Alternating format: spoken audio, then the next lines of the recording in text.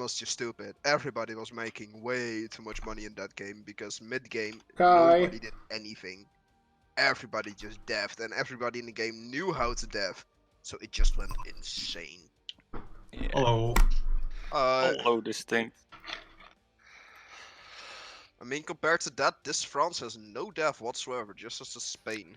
I mean, not just compared to that. This France in general just has. Nothing. What do you Why is he mean? still alive?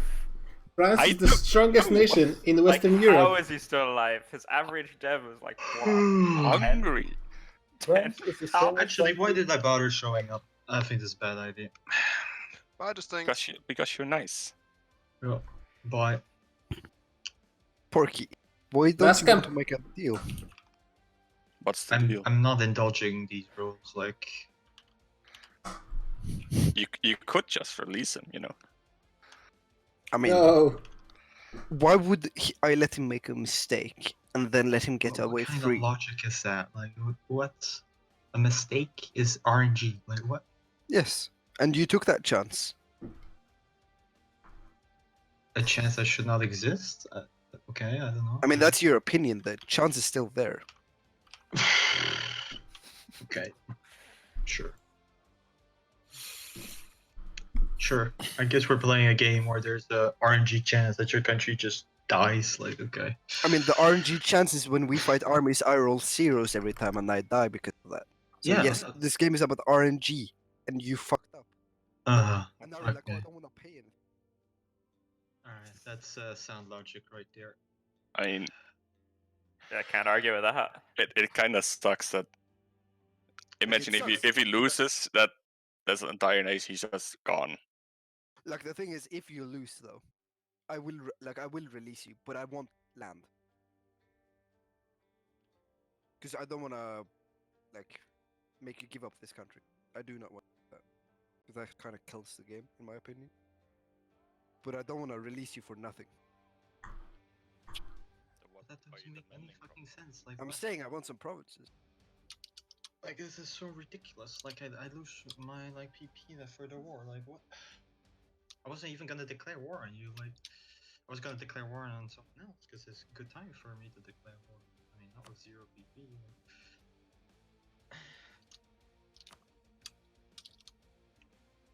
I guess I die because I lose the war. Like, I don't know. Okay. Like I already told you, I just stated that even if you lose the war, I will release you. Honestly, my desire to play has gone like just dwindled to 0. With I don't know, if a rule this stupid and we're actually enforcing it. Okay, I mean like. Like that's the rule. I don't make the rule. I did. Why didn't you complain about this rule set before the campaign started then? What do you mean? Like, You could have complained about it ahead of time and then. what does it matter? Like, what does it fucking matter? Just I don't understand declare. that there's an idea of you accept the rules, and there's a unwritten rule that we don't change rules mid-campaign. But some rules like this one is so fucking stupid that it is much worse to not change the rules to remove this rule than like to pretend that we should keep this rule. Like the thing is though, we don't need to change the rule because I'm telling you, even if you lose the war, I'm going to release you. I just want something for it. Okay? Then we just have the war then. Like, why don't you just declare war on me then? Like, release me and then declare war. Like, because that would put you in an advantage. That's why. but that's how the game should be given the situation. Like, Why? It's- You it's fucked up with your based- heir.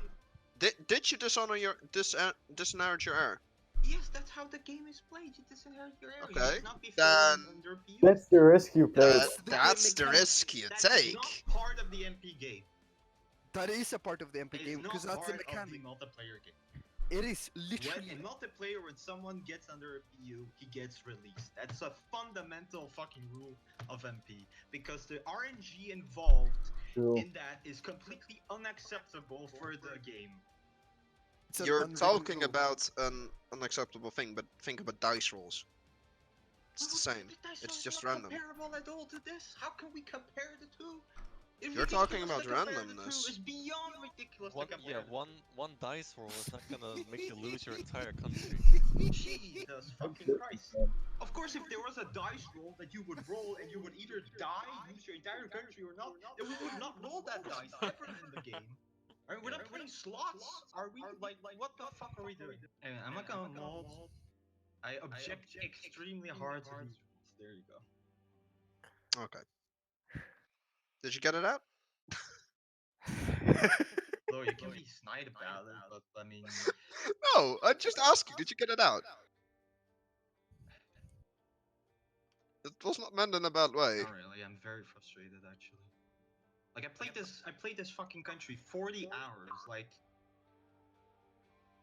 It's just your session done. through all this fucking through all this is like, oh no, you've fallen into a PU. That's the end of your campaign. Like, okay. It's not the end of your campaign though, you dipshit. It's far from the end, but okay.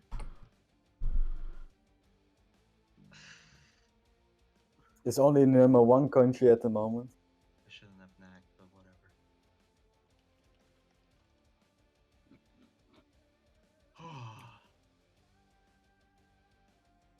Talk about incompetent modding, though.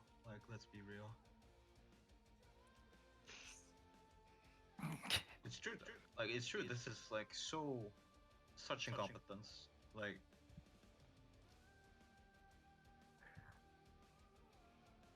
I get your point. I'm probably gonna change the. you get the point, but you don't push the change. It's like you keep this is the problem with our Europe. You guys, you're the fucking mod. Make decisions. You have power to change things. You can make us so we can play faster. You can kick the people who are lagging on speed 1 and are never like playing a relevant country. You can change the rules in between. You can make the game better. You have the power. You should exercise that power. I mean, last time So we why tried am I? Who am I echoing? Fuzzy. Is Oh President. shit, sorry. Last time we tried that, you also weren't very happy about us doing something. But I didn't complain that much about. In fact, Barry complained at all about this rule of me breaking like alliance. It was unfair, but I was like, whatever. Like I broke my alliances and then I declared war on both Hungary and Turks. Like what? Tell me if you hear echo now. But you know that we are willing to do, right? We are willing to randomly intervene to like force me to remove alliances, even though I was not even gonna be allied to them. But here we can't fucking intervene the rules because because the other circumstance was exceptional, but not this. Okay, that might have been enough of the salt, honestly. So, if you weren't here last session, Ruthenia got under PU, that is personal union under Ottomans, and Hungary under France as well. But Hungary is probably going to be released without any problems, but as you probably heard, there might be some problems between Ruthenia and Ottomans, which might lead to a fight in the end, which would be great. I heard there's going to be at least a few fights in different places, not only the Ruthenia Ottomans, so there's plan B in case they somehow manage to make a deal and don't end up fighting between each other. But hopefully there will be, because Ruthenia and Ottomans are by far the strongest nations in the game. But I would be very happy to see them fight between each other, even though there's not much space for them to fight. It would be very World War I style, fighting in very few provinces. Like here they have 2 province border, and over here 1. And obviously the one who managed to push first is going to make it slightly bigger, but even then it's going to be difficult for at least one side. I'm going to keep a note when are they starting.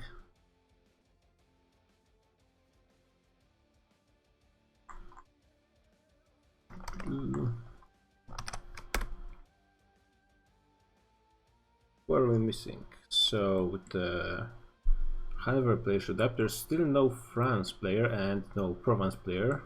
I think we can live without the Provence player, but France, while not that strong, it's definitely the weakest out of... Well, actually in Western Europe it's not that weak because its neighbors are not strong either. But it's definitely weaker than Hanover and Hungary, even Prussia and maybe Scandinavia. I'm not sure actually about the last one. Maybe Scandinavia and France. I really have to compare them both. And are we missing someone in Asia? Actually, no, we even have Taiwan. Nice. Yeah, so it's just France and Provence.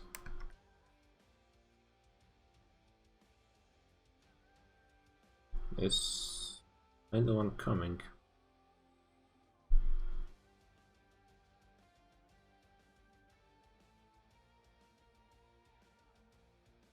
I don't see them. Also, for some reason the Discord UI is kind of broken for me. And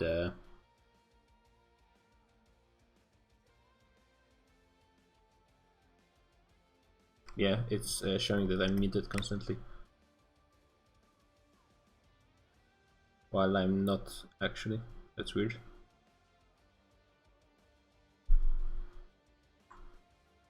There's still no sight of Frenchie.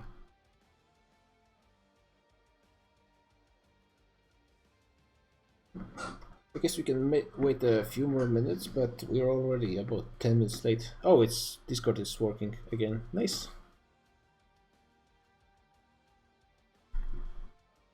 Let me set up my second PC as well.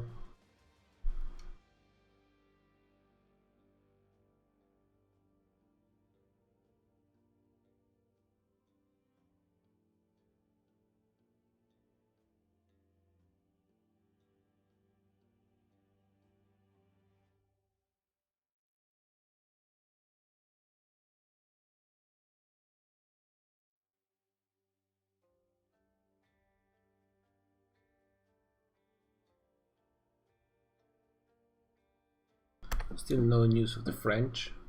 I think I saw Thunder, that is the Provence player, typing something in chat 15 minutes ago or something like that, but it's not joining right now.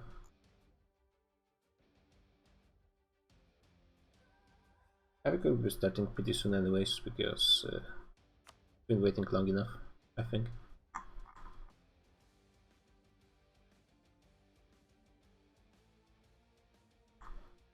There are still some provinces in South America that are not colonized.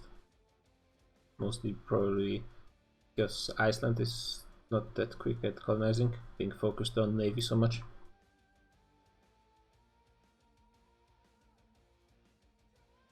Oh, I think Provence player is coming. And yeah, there's 3 more provinces in North America as well. Oh, actually, 4.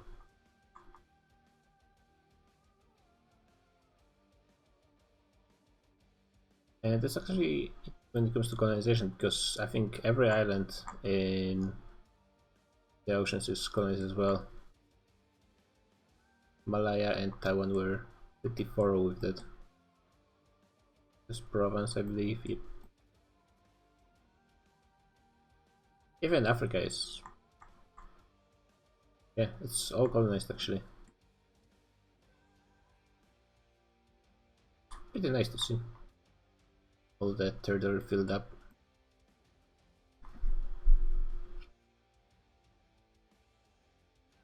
Even though most of this land is pretty useless. Especially in the... oh, so we're starting with our trench.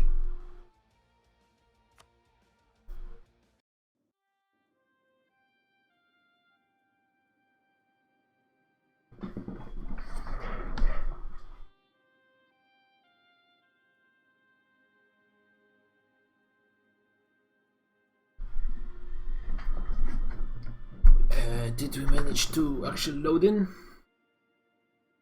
I'm in. We're missing someone, unfortunately.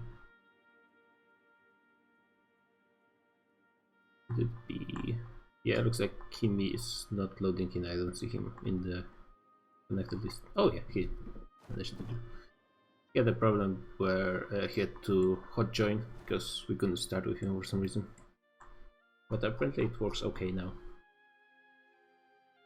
Let me do a quick check. After I think I was curious about this. Is Scandinavia stronger than France? Scandinavia is making 170 ducats, and it's of their own strength, no subsidies, and over 300k manpower. France is making maybe more money, but probably partially because of the trade deal with the Netherlands. That's 100 more ducats is pretty substantial. And manpower is only slightly higher for Scandinavia. Force limit is about the same. Yeah, so actually they're both more or less the same when it comes to force limit and manpower. About good quality, so about 5 morale, a bit more for... well, actually way more for France. Oh, okay, here we go. Here's the big war coming, and who is it actually in it? So it's Ottomans and Brittany, France, Ethiopia, Mughals, Hungary, them, versus Ruthenia and Prussia. And Ruthenia only has to defend their capital. So yeah, it's pretty clear Ruthenia is at the disadvantage, but they have to defend, so that's nice, and they are really strong.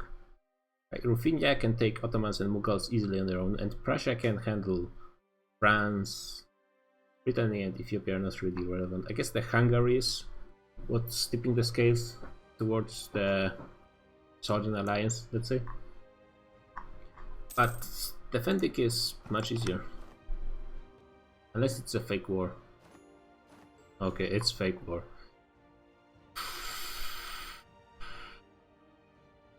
I guess they managed to make a deal somehow.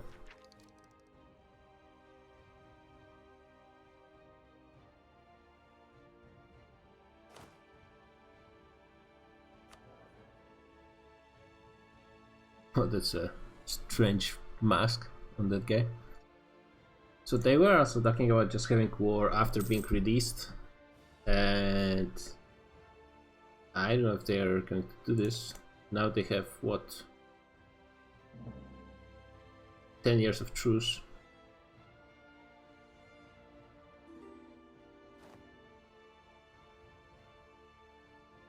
Ruthenia is... oh yeah, it's running their maintenance because of the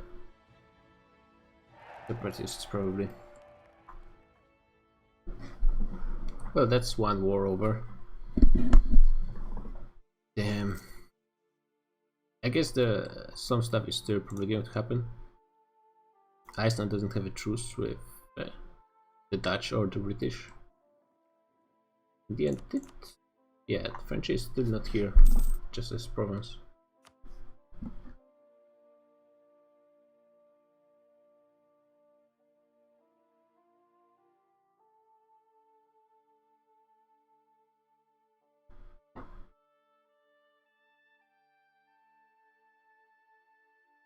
Yeah, he's not here.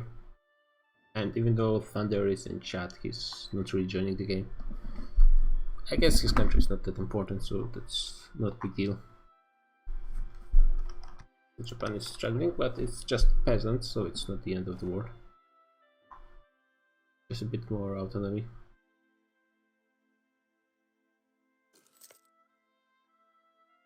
Yeah, they still actually hold Shanxi as their vassal.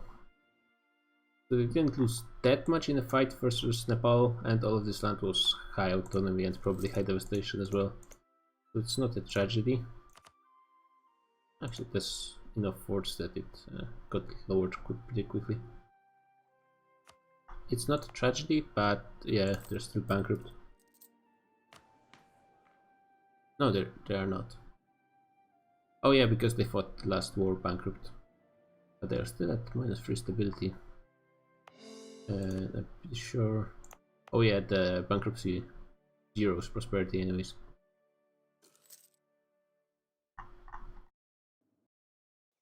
Yeah, so it's pretty tough times for Japan. Oh, okay. under is hot joining. Still no sight of France.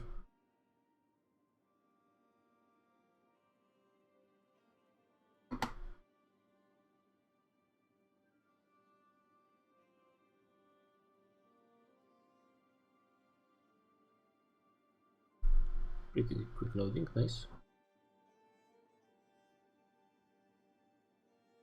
And we should be starting pretty soon. I guess a war between Ruthenia and Ottomans is still on the table, but it might take a while before it starts properly. And who would like declare it?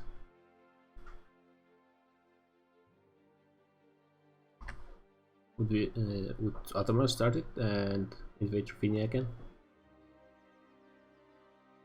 I guess actually having war goal near their border instead of the capital would be kind of beneficial to them.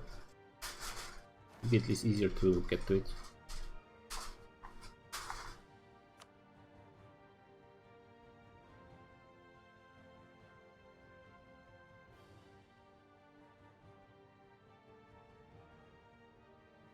Ground, checking if there are any army movements. There's a lot of American troops in the Caribbeans. Over 100k in Cuba. I think they're finally getting to their force limit. Yeah, actually they're still quite a more troops. They are getting... oh, not anymore. They were getting a lot of money from the Mughals, so they're probably built quite a lot of stuff.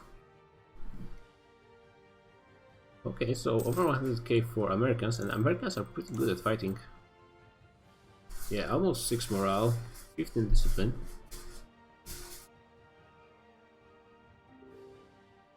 That's pretty nice. Actually, we're going on speed 3, that's nice. Amazing. Iceland is pretty low on manpower right now. They're building some...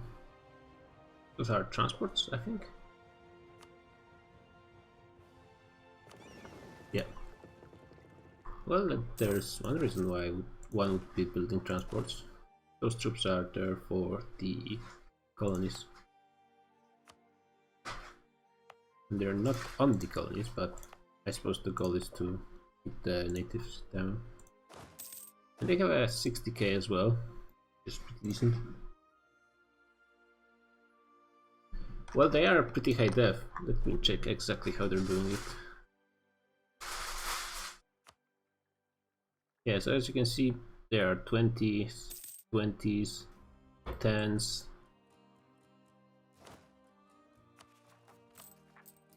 And most of their manpower, most of the development is actually manpower, which gives them a lot of manpower, obviously, mill development.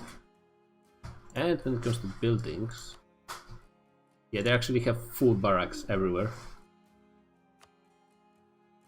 And a lot of force limits buildings as well. Yeah, a lot of production buildings. All manufacturers. Yeah, there's just super build up and well depth as well. Like those provinces do not start with such high depth. They just increased it to 20 everywhere.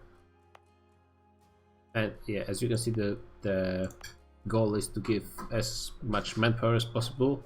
Then on good trade goods, like for example cotton, you put 9 production, and you try to have as low base tax as possible. Sometimes you even exploit the base tax to make the production and manpower cheaper.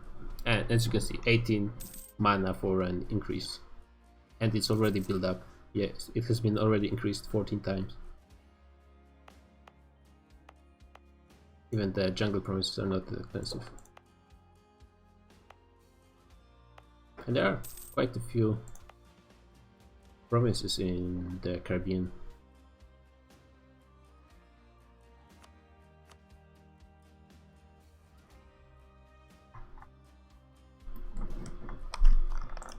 Yeah, meanwhile Incas, despite being much bigger, They have about 200 dev more, but most of it is base tax, which, as you can see, ends up not giving that much power.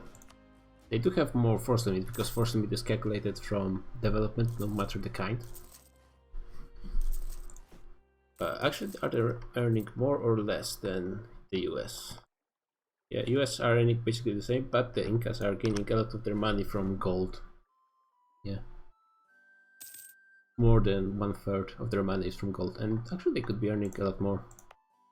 A lot of their gold provinces are not up to the standard. You usually want about 9 or 10 in gold, and there are some that have 2. That does increase your inflation by a lot, but that's usually not a big deal. Since you don't need administrative power that much for deving, you can spend it on reducing inflation and raising stability. You usually want at least +1 stability, so you can gain prosperity. As you can see, it's pretty much everywhere in South America. Yeah, well, I'm pretty sure there's a lot of people who would want to conquer Cuba, but the Icelandic fleet is protecting them. United States is pretty much the safest member of the American alliance, which is United States, Iceland, Data, and Incas, because they are the only nation that is actually being protected by their naval supremacy of Iceland. Iceland is in a pretty rough spot, being on the mainly on the mainland, excluding some islands here and there, and also they're directly bordering the British and Dutch colonies in a very disorganized fashion. Like Incas are bordering the Dutch as well, but at least they have just 2 borders to focus on. Meanwhile, Iceland has little colonies of the Europeans everywhere, all along their borders. That is a bit like Incas as well. And the United States don't have any land border with, well, except for the islands, I suppose, with France. But France is not a big deal, not even playing right now anyways, so that's not a big problem. Hanover is invading France. It's actually a real war because the player is not here, and it looks like no one is trying to help France anyways. Looks like, I guess Hungary is going to be joining the war as well soon.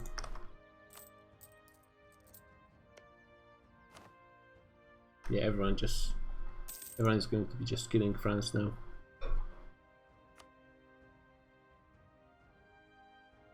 It's not going to be a big problem versus AI. AI at this point just struggles too much with basic stuff like unit composition. So you basically want to have a full back row of cannons in every battle. But AI doesn't work like that. Just adds a semi-random amount of cannons. Yeah, it doesn't have even enough for sieges. And then you also need to reinforce. And I think AI basically just runs all of the troops to battle at once. Let me actually see how the AI is going to react to Hanover attacking them here. As you can see, France has pretty good morale, much higher than the German one. Yeah, it looks like they're running all of their troops. And they actually got defeated before they even made there, and so they lost the siege as well. At this point of the game, it's really no problem to beat the AI. And AI actually struggles with managing loans and bankruptcies and so on. So we can just take them in the fast battle, take them in the long battle, take them however you want. AI is not using edicts. Meanwhile, players definitely are.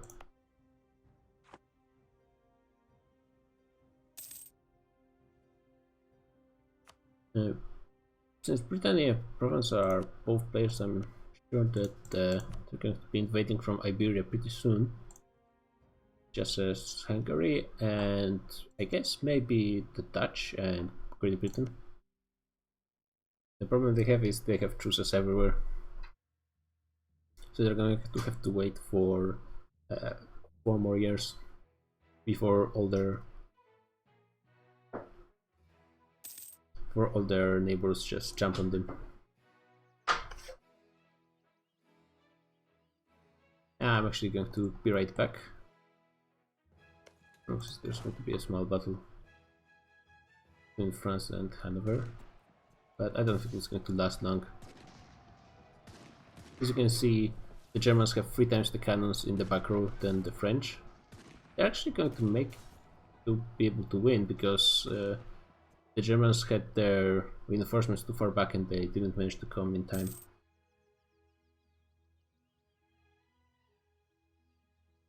Yeah, but I'm sure they're going to win this one. They have like 100k in the back, just as the reserve. Yeah, Germans need to put a few more troops just to maintain the morale. Yeah, AI just rushes all the troops into the battle. Meanwhile, players stagger their reinforcements, so they end up having more morale overall in the battle.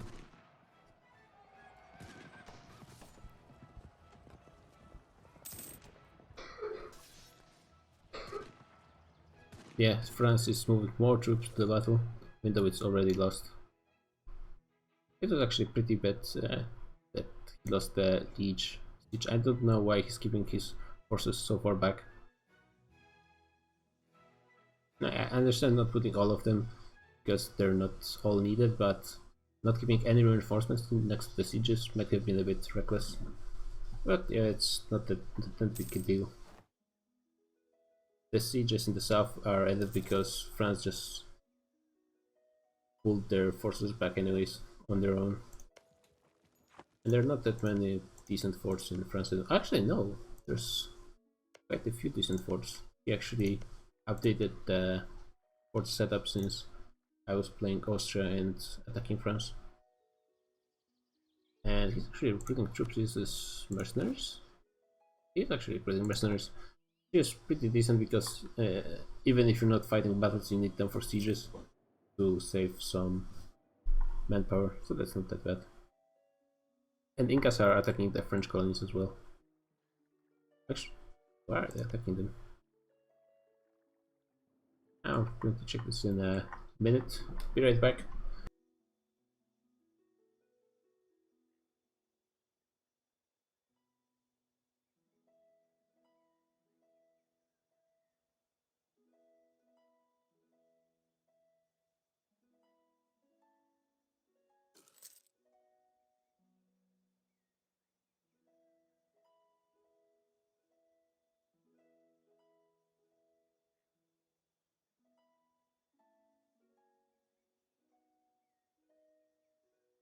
And I'm back. Germans are having some bad luck seeing this one fort, and not that great siege leader. Yeah, they actually have a better one, but it was on the second stack. Not that great luck. Some players managed to roll like 5 siege. That's pretty great at this point. And what are the Incas actually fighting for? Sierra Leone. Oh, they're actually going for Africa. Yeah, the Our Europe campaign doesn't officially have any winner. Like, we're not playing to win. There's a winner that's like chosen by mods or voted in. I don't remember. There's a kind of winner, but that's not really official. It's just a fun thing we do. It's not like you get some points or death or income or any other measure. Yeah, it's kind of arbitrary. What are the Hungarians doing? Walking in the... what?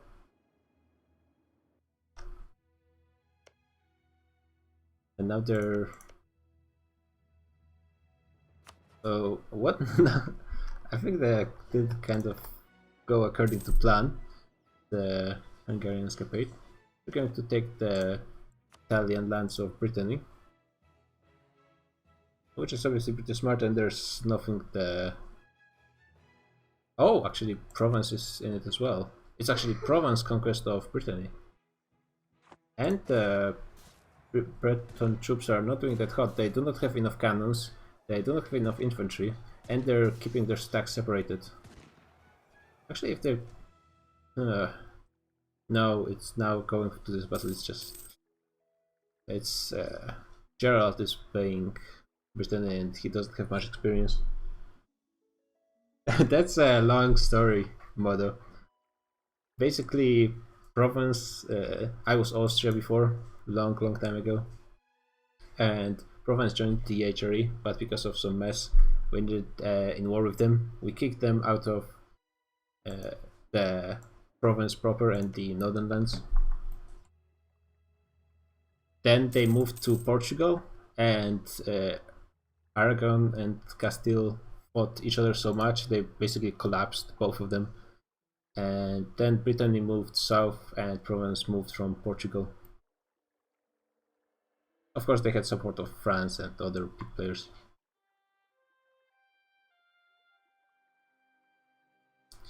Brittany controlled all of this land for a long time, but they had a few wars with France, and Brittany actually won the first one.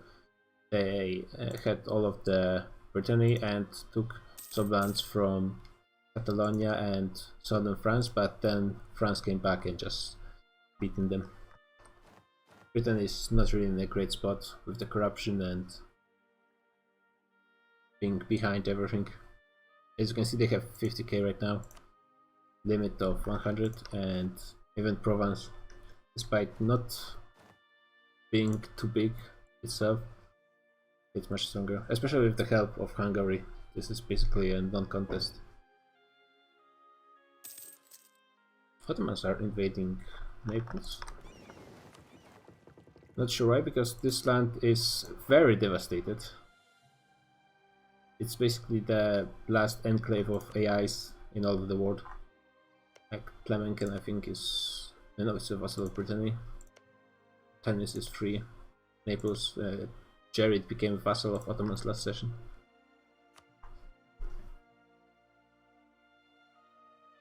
Oh yeah, and the war is over. So what did the... They take basically Catalonia and parts of Aragon. And a bit of Portugal as well. And oh, actually, Hungary didn't take the Italian lands, because they didn't have enough war score for that.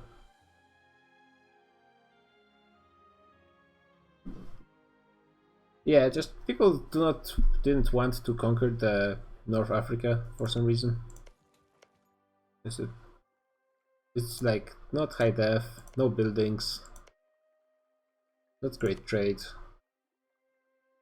Just no one really wanted it, and I'm actually surprised that Brittany and Provence didn't end up taking it over the time.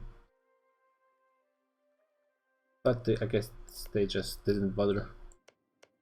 Also, another possible hot point, flashpoint, is Fezzan of Provence. Ethiopia really wants Fezzan to be able to make all of this in their glorious blue color.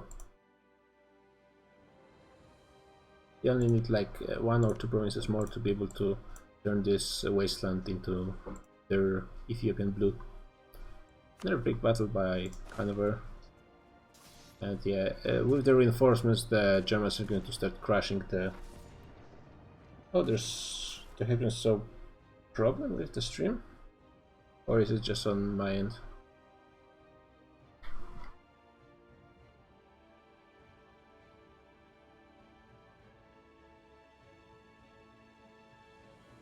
Yeah, I'm having some problems with Twitch. Did you guys get any like lags or anything in the stream?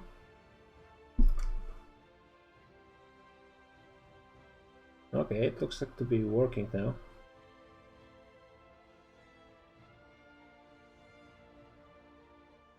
I think I got some weird lag.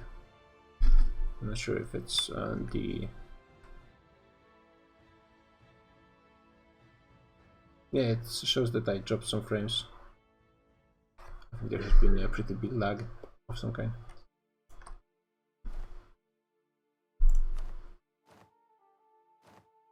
Yeah, so actually the Germans lost 2 battles versus the AI. somehow. And they're not really doing it that fast, but once they take the first forts, there's not that many after that, and they should start picking up the pace. Oh, there's a war between Japan and Malaya.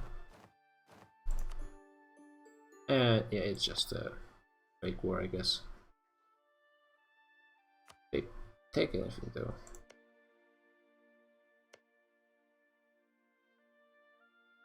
I guess they took this one province that was in free. No, it's a free nation, so what did Malaya take?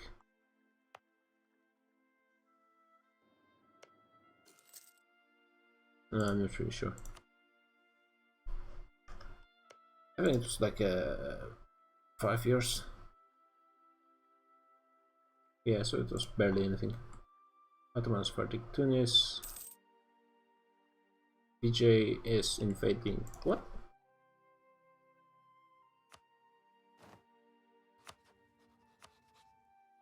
Oh, some native minor in South America. I'm surprised they didn't conquer it. It's 14 development.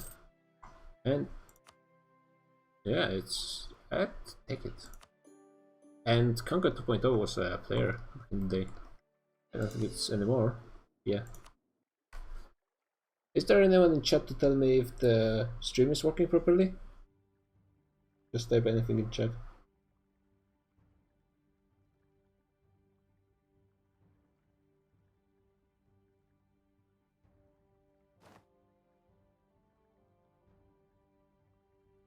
Oh yeah, I had something like this as well. I think it was maybe Twitch thing, because it looked the same on my end.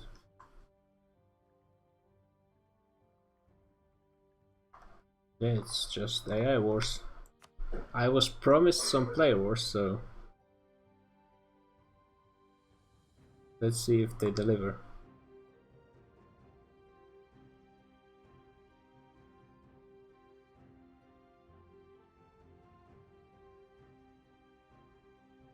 As you can see, the Germans are not even committing all of their forces.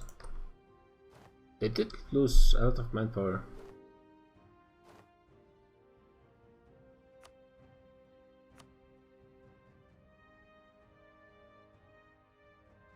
It's going to be a terrible battle for France, fighting on the mountains. No, it's just hills, so it's not that bad, but still.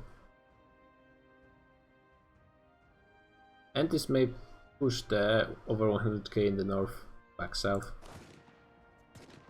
They're going to try. They're going to battle in the south. I don't think they're going to be able to cross it. Yeah, it looks like Hanover increased the discipline a bit. Maybe turned on policy or something, I'm not sure.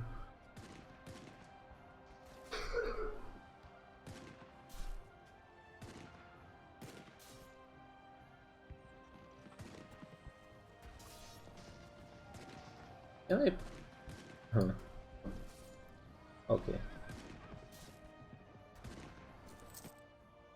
The switch is lagging a bit.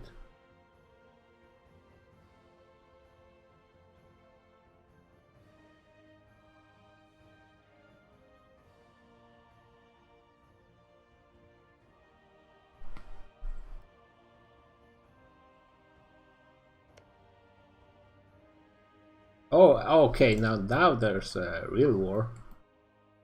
Finally. So it's Iceland versus Great Britain. It's a war of honor.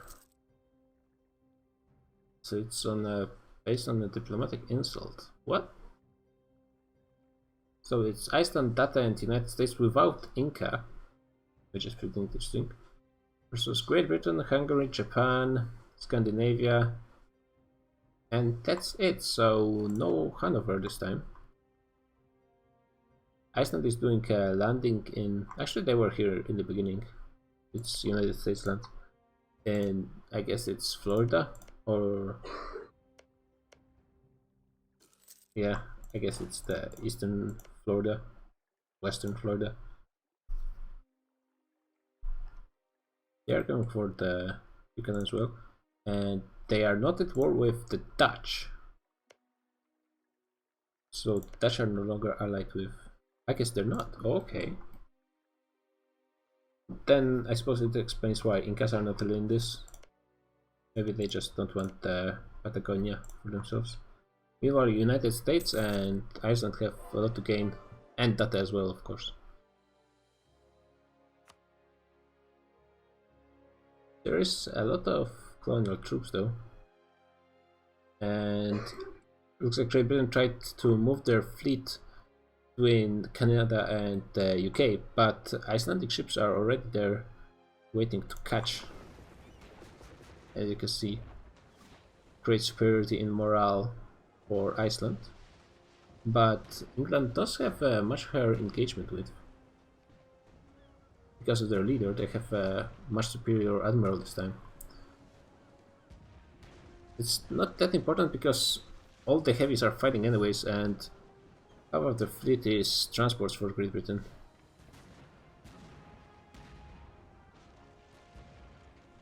And now they are retreating, so the colonial nations have no admiral and they're just going to get wrecked by Icelandic Navy. Were there any troops on the transports?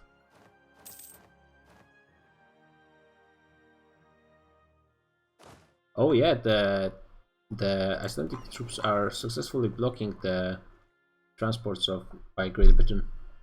This is the problem. Even though Iceland had the naval supremacy for all the previous wars, they could never prevent Great Britain or the Dutch from reinforcing from Europe just by going through Atlantic somehow. But now they're putting a lot more attention to actually hunting the fleets of Great Britain. Looks like they're going to make their transport anyways, but if they're going to land their troops in North Canada, it's going to take a long time before they make their way to the southern tip of Florida. And they need a lot more troops than just one stack. Colonial troops are nice and they are bodies to throw in battles, but they're not really going to help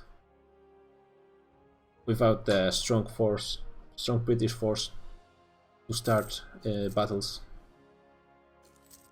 And United States have a lot of troops.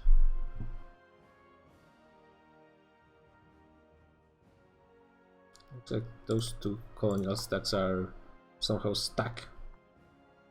They're not invading data even though there's nothing stopping them, and they're not trying to help defend against the invasion from, I guess, California and Florida.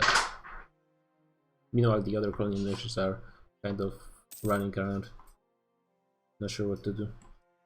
I wonder what their interactions are. Oh, all their interactions are for supportive, but they don't have really anyone to support. Yeah, they do not have turned on the attachment. Another fleet found by the Icelandic, and I think the admiral is kind of hurting them, especially now that they actually have the heavies to fill the engagement with. The British morale also increased somewhat.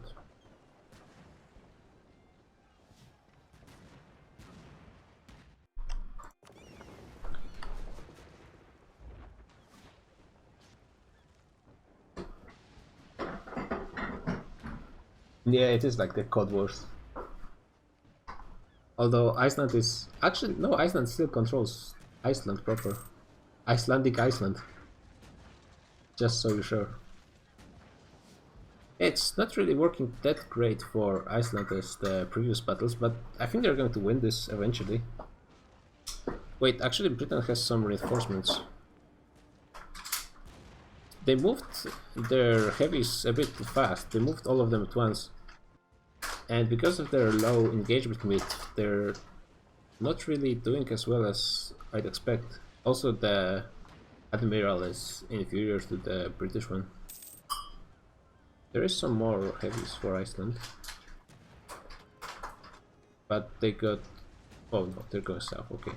I thought there's a bug sometimes where you can reinforce in battle and your ships or armies are not joining the battle. There are some more wars starting everywhere. Okay, so Yucatan is taken. There are no actually only Moroccan troops in Guyana, British Guyana. The British Mexico is being taken over as well. The Data are going to be joining forces with Americans and the Icelandic troops. There's still only one stack of the British. Oh no, it looks like they are doing some retreating and reinforcing. Still, it's a very long naval battle.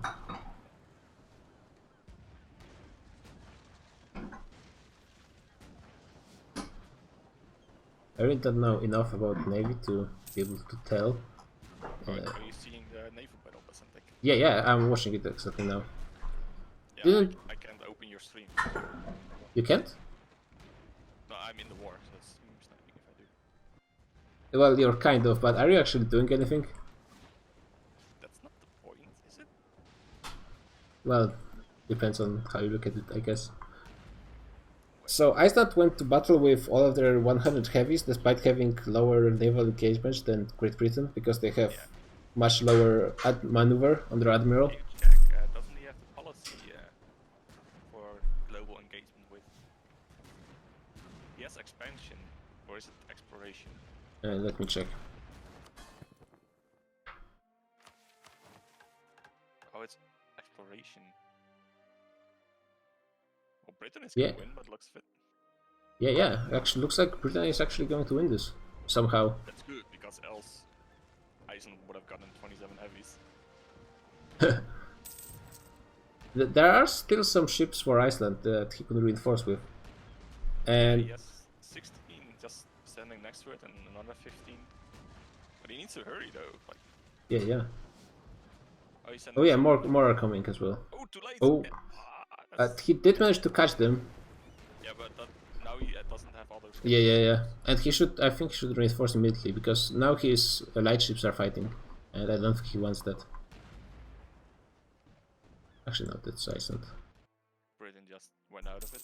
Yeah. Yeah, good call, probably. Yeah, Iceland is I'd say the Icelandic naval superiority can be put to question in this war. Yeah. But now the United States and Data on land might be able to dominate anyways. Especially that the But if Hanoverians. superiority, he can just land in Cuba. Great Britain. Yeah, he could.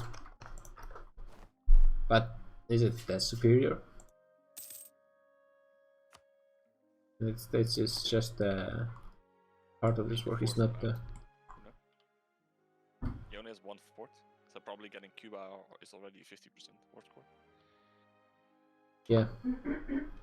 United States might be they might be able to push United States out of this. Where is Gimli even in voice? There it is. Alright.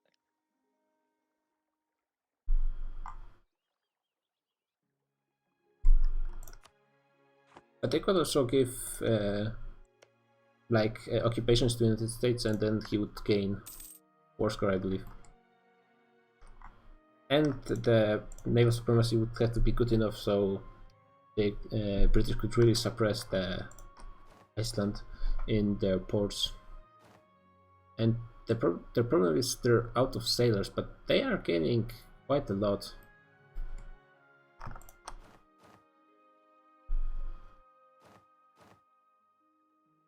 And looks like Great Britain is building a lot of ships. Yeah, 60 heavies. Once they finish 60 heavies, they're probably going to be able to... Well, Iceland still has 100 heavies.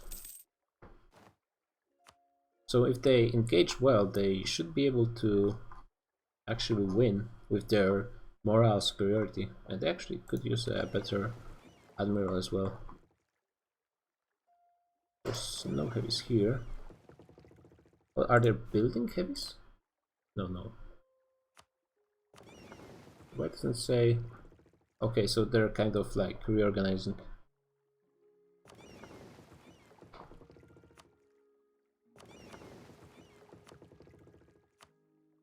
Yeah, they still have quite a lot of heavies, and most of them are Okay, over here it's not that great. What's actually the current heavy ship in technology? The current is 2-decker. That also might be a problem. How good is 2-decker compared to a war galleon? Yeah, it's actually quite a bit better. And Iceland doesn't have that much money to be able to upgrade all of them. And even if they did, they would need sailors to return them. That's actually quite a big problem.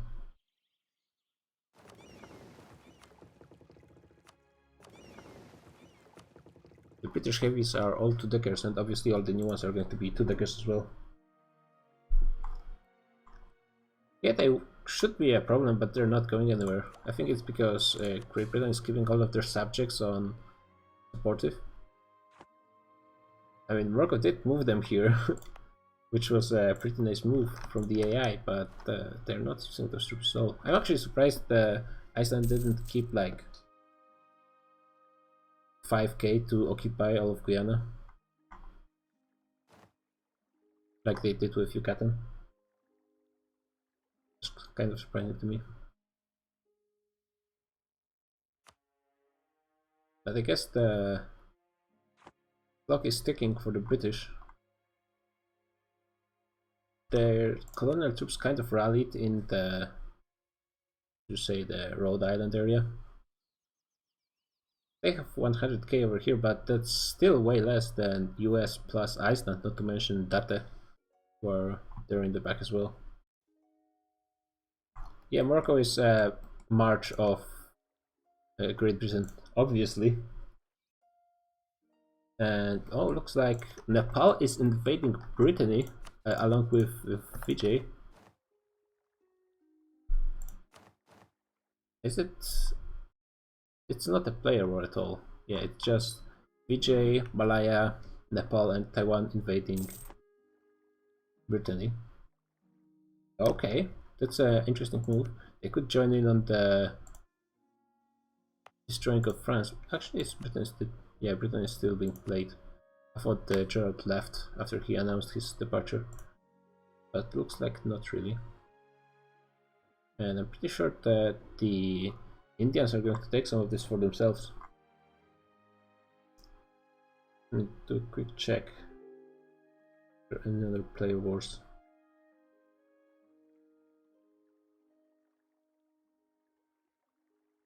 Doesn't look like it.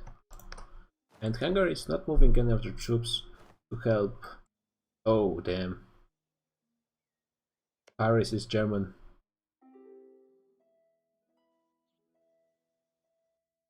Hungary is not willing to use their troops to help in Americas like France or Hanover did in the past. And now starting from the northern Iberia, the Indians will have a pretty nice base to expand in Europe. In the south there's Provence, who, while clearly stronger than Brittany, it's not really a force to be reckoned with, especially compared to the giants like Fiji and even Nepal. And Nepal has already proven to be a resilient fighter, beating back Japan over the mountain forts. There's still not that high military tradition.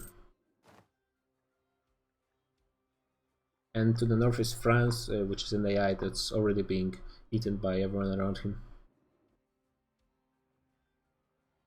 They're taking an awful long time for this unconditional, and they didn't even end it. What?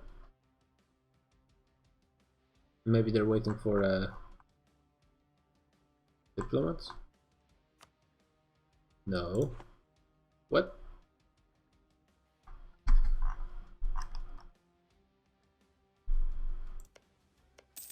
I know that I heard that Fiji has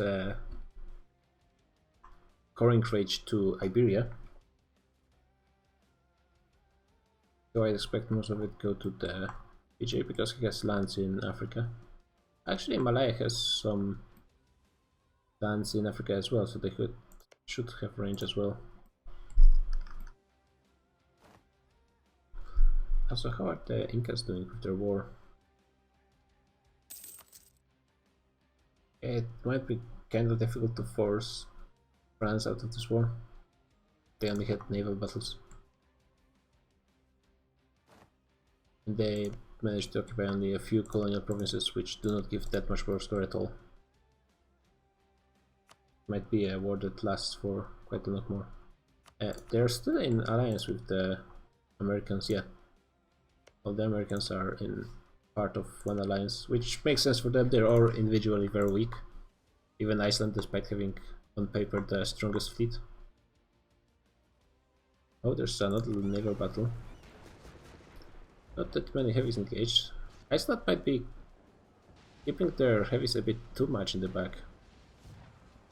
Most of their fleet fighting was light ships and transports, which is not what you want. And they're not reinforcing. What are they doing? Now there's 50k of British troops.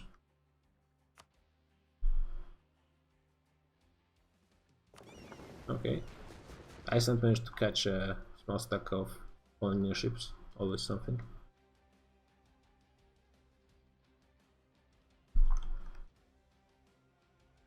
Looks like the American alliance is catching up to the colonial troops of Great Britain. Oh, what was that?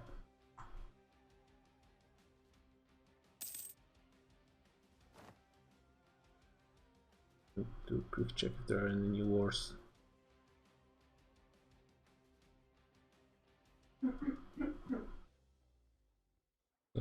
The Brittany war still continues, even though it was an unconditional, so it should be over already. What are they doing? Did they declare before Vijay made the core on Rio Grande?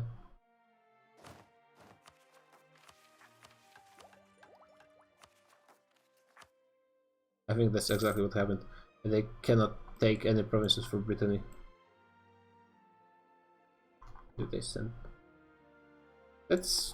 Isn't that kind of against the rules? Just waiting for the...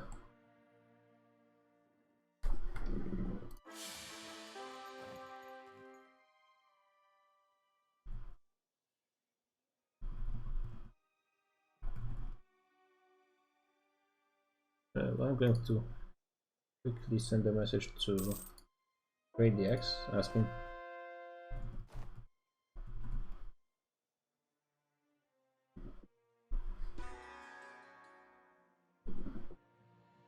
because like they should peace out, right? Okay, now Provence is posing.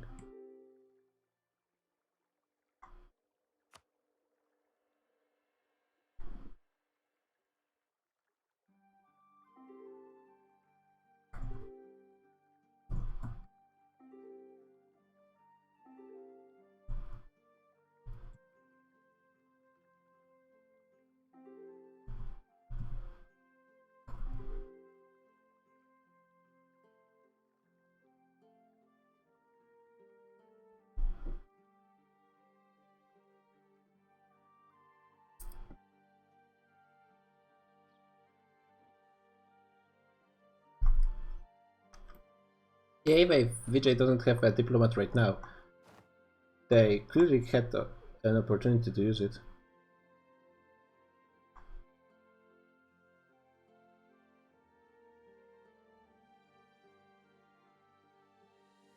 That's kind of nasty because they're trying to get the Rio Grande core, I'm pretty sure.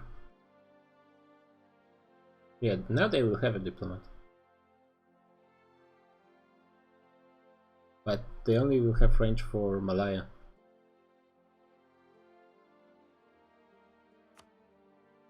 Yeah, they cannot take anything because they don't have... They cannot make it core.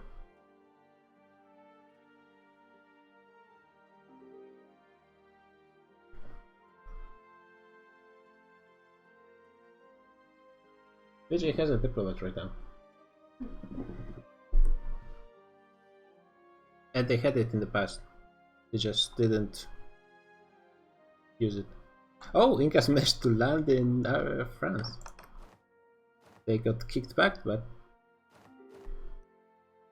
yeah, they're kind of started the war, and I guess they didn't think Britain would uncon, and they actually didn't end up coring the Rio Grande, and now they cannot take anything.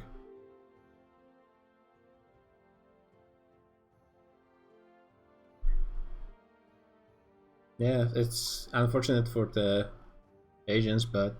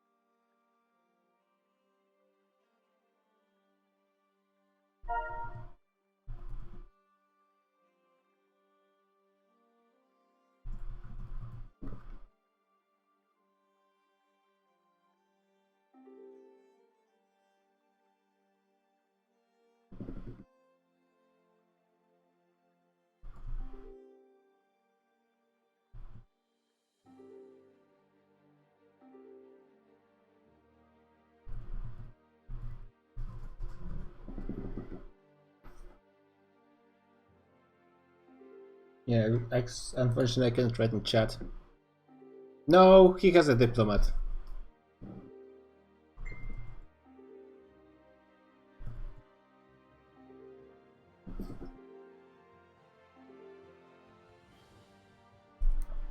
Yeah, Vijay is trying to like play for time. It's really not far from them to get the core, but yeah, how much is it? It's like it's month. No, he's waiting for the core. No. Pause. Pause.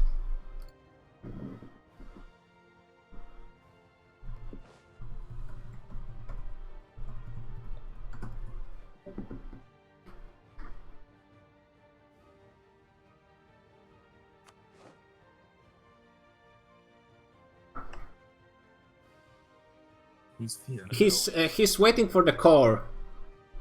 Core is he has diplomat right now. Lior, we gotta go. What core? Core in South America. It's ending on 2nd October when he said he's getting back the diplomat. So that's why he's. Well, that's a straight lie then. Yep. That's right. I mean, he has a diplomat right now. I'm observing him. You can check the stream if you want. Lior, are we gonna go in? He moved his army.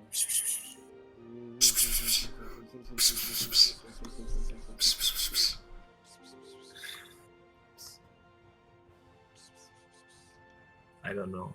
No, he's purposefully not piecing because he cannot take anything because he doesn't. He Should cannot. kind of force them to white piece. I think. I mean, if they had planned better. Yeah, I mean, who would expect Gerard to surrender so quickly? But I didn't expect him to hold out this long. He said he's gonna unconditional immediately. Oh. I don't think they can does give. Malaya have the range? Apparently not. I'm checking the piece for the. Dropped exploration, didn't he? I'm checking the peace offer from Vijay and they cannot take anything. And Malaya? No, they cannot. The one, I the guess province? nobody can take anything. I assume that that's the problem right now. Yeah, actually Malaya doesn't have a diplomat. But that's irrelevant. Yo, Greedy. Yes, that's me. Yes, this is against the rules. Just saying. Yes. Isn't there like you have to peace within 2 or 3 months? Is Yes, that- they I should thought they we should were white not- peace. It's been 5 months. Yeah, I They thought should that peace was out right peace. now, and they have to. They have to take white piece or money. They should be forced to accept. Actually, they This can is take a this is vassal. not in. This rule doesn't exist in our rule set though. Okay, they pieced out. Basically, can pieced play. out, and they basically. Yeah, They did it's nothing. They took nothing. No. They released Wow, stuff. What the fuck? and I think they I think they're gonna do imperialism against that. Alright, here's what you do, Creedy. Actually kick the players and we move on. Okay. For once. Sorry, what? actually they Eat Aragon, Thunder. Eat Aragon and Namora instantly. they actually could have taken a vassal in Europe, but they didn't for some reason. Thunder. Okay. Oh yeah, he's in the other chat. No, you couldn't festival. They could have festivalized the. Yeah, so that's so the Indians are trying to do a bit of memory, I guess, but breaking the rules to do it is not the way to go. They could have planned a bit more with the coring. Yeah, and it's the coring is over right now, so they almost made it. And they're going for province now, which I guess makes sense, but they're all in exile. Hungary is going to help, maybe. Okay. Okay. This might be quite interesting.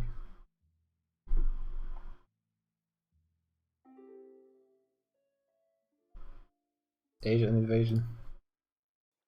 Asians invading, Americans invading, and it looks like they managed to beat the colonial troops.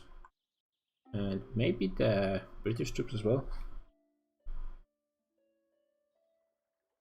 Yeah, they're going along the coast. There's still some provinces that they missed, and I think they probably should want to take everything. And based on what I heard from the Dutch and Germans, doing some whispers, I believe they might be moving some troops to Americas. Oh, yeah, that's kind of looks like it. Yep. Germans on the Dutch transports. Yeah, but okay, the VJ managed to move some of their forces on the ships and back. They are fighting with the -2 with no leader, so that's not great. They do have 35 more discipline, but no cannons. Yeah, the province doesn't have any cannons as well. Yeah, so it looks like the Indians troops. Wait, did they just get stuck with? No, the Indians won. Barely. And now they're slowly, like, re-exiling their troops, I guess. Okay, now the Indians are defeated. That wasn't that well planned.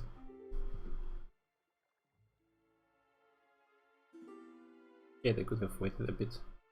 I think they will be able to get some access from someone, like not from Brittany. Oh, but now all of the Hungarian troops are actually going to help. Damn. No, now there's once the Hungarians sit on the coast, there's no way the Indians are going to be able to invade Provence. Maybe like some islands. Maybe they could try to invade Sicily. They have naval supremacy, I believe, and all of the Hungarian troops are going there.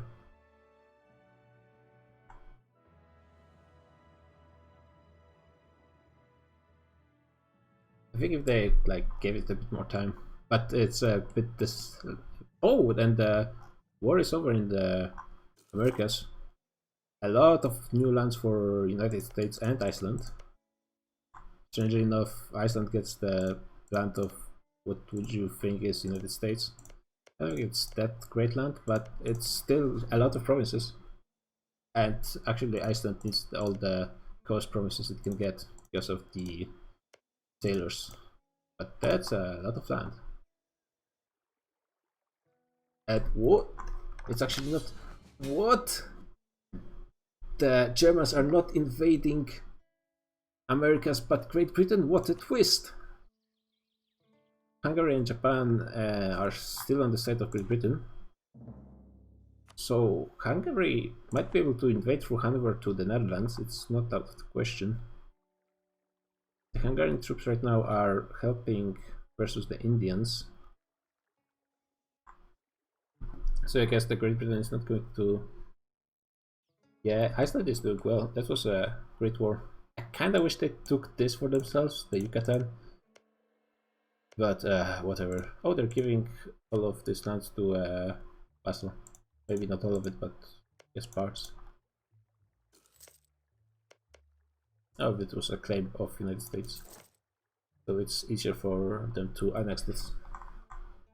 Yeah, but even though Hungary maybe could go through Hanover and the Netherlands, they're probably not going to make it before the Germans occupy all of Great Britain. Yeah, the Germans are just going to trash the British troops. Especially since like half of them are in Americas anyways. No. Most of them are in the UK. Most of them are light ships, I'm pretty sure. No, it's actually most of them are transports. Still 93 heavies, it's pretty significant. Yeah, so the Germans did the Operation Sea Lion with a lot of troops going across the channel at once. I didn't really see what he did, but as you can see, he's just trashing the British.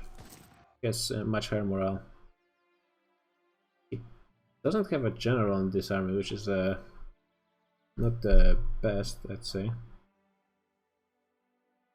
The British are trying to prevent the landing, but even with -2, when you have half the numbers, it's not going to go well for you.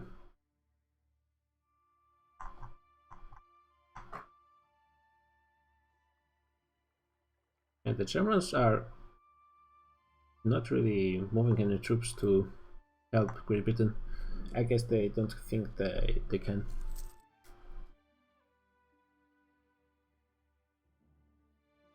And yeah, a bunch of light ships being destroyed by the British heavies. No leader as well.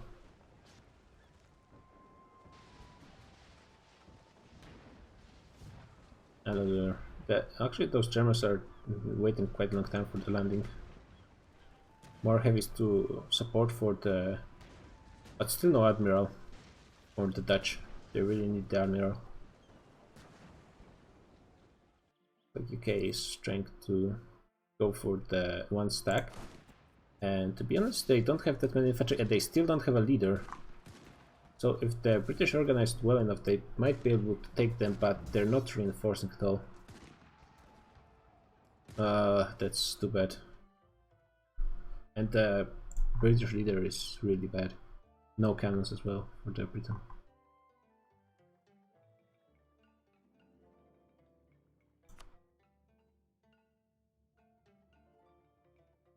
I think large amount of troops were lost by Great Britain because I thought they had quite a bit more.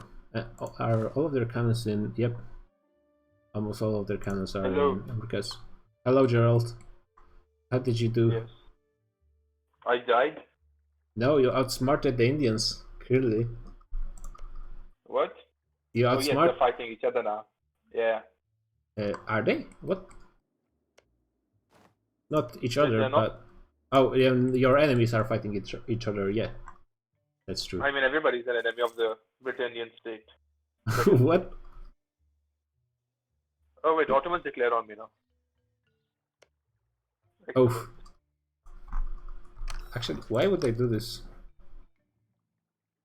Do they expect me to do anything other than unconditional?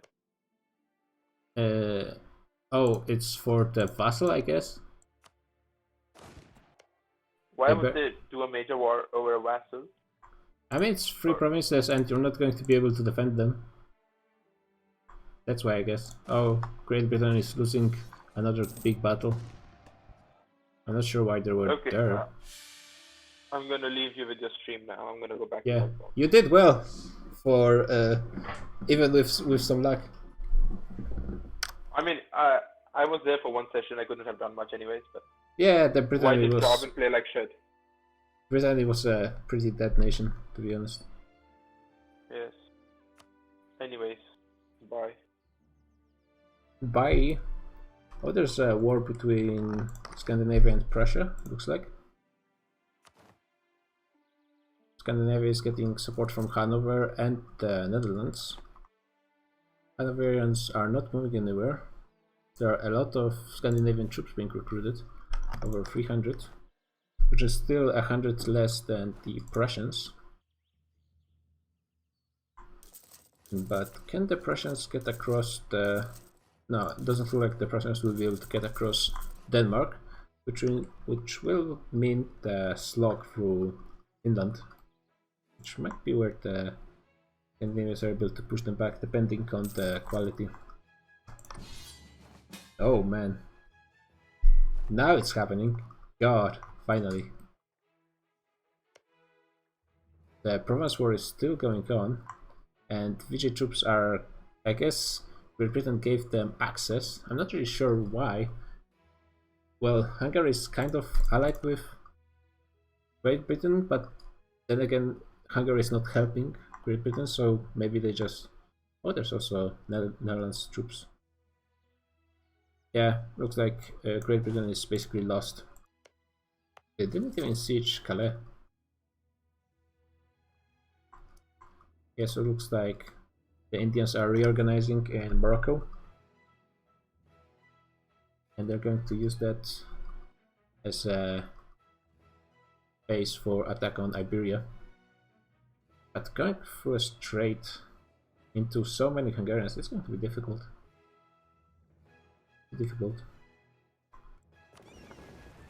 Looks like the British managed to catch some heavies from the Netherlands.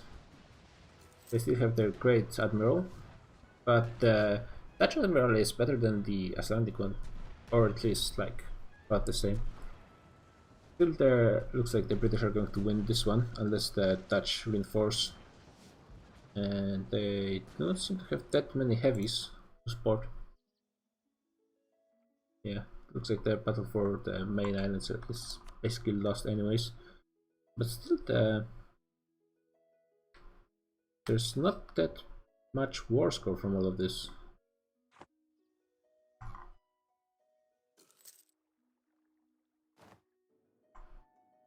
And still are slowly re-exiling all the troops. I think they should go for some islands in the Mediterranean.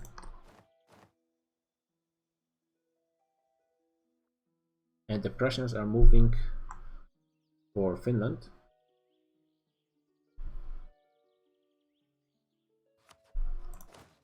So, the morale is kind of hurting for the Scandinavians. They have low prestige and fairly low power projection. Yeah, meanwhile, Russian prestige is not that great either, but their power projection is through the roof. Yeah, they have almost getting close to 7 morale. So, getting close to twice the size of the Scandinavian one.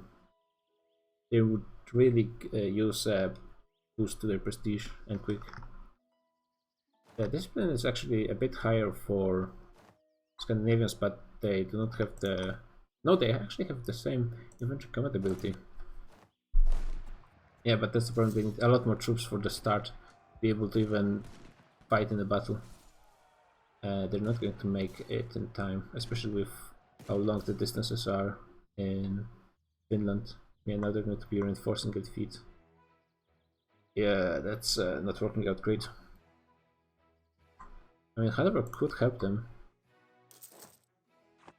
It's like he's using so many of his troops in Great Britain.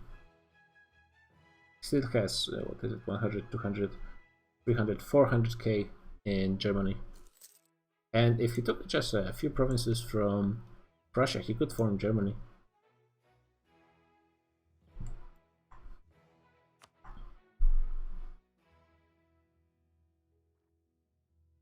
Are the Indians? Still a lot of Indian troops are exiled. They did capture some province lands in North Africa, and they could take more. Could be a chance for Ethiopia. They could take Fezzan.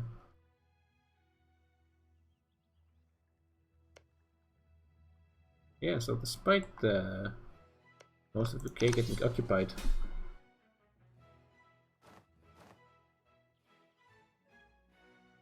oh, the colonial Dutch Mexico is actually pushing in Americas.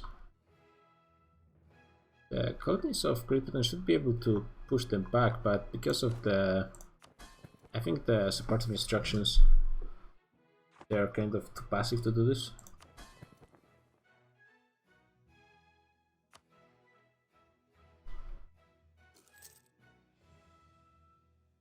Huh, they're not doing anything. That's even the British troops. That's kind of bad. They could use some additional war score from the Dutch Mexico, and it's fairly easy to get to.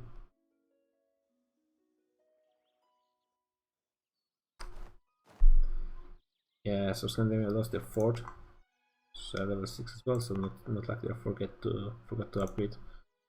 This one is level 2 though, and this one is okay. At least this one is level 6. They should be. I'm not even sure they can upgrade this one in time. But they really need a few more forts. Yeah, the difference in morale between Prussia and Scandinavia is so big they cannot even start a proper battle. Oh, Ottomans are occupying the Italian parts of Britain. Oh yeah, it's just unconditional.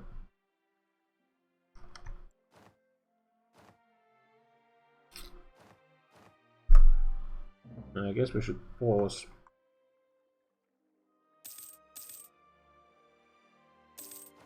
Yeah, it was quick enough, it doesn't really matter. And Ottomans got a nice bit of land in Italy, which would be a good starting point for an invasion of Hungary. But maybe not a good starting point. There's barely enough provinces in here to put a big army. Oh, the supply limit is quite big. Yeah, but it would be hard to put enough troops. I guess just filling all the provinces with troops and then supplying them with transports. Yep, Ottomans in Italy.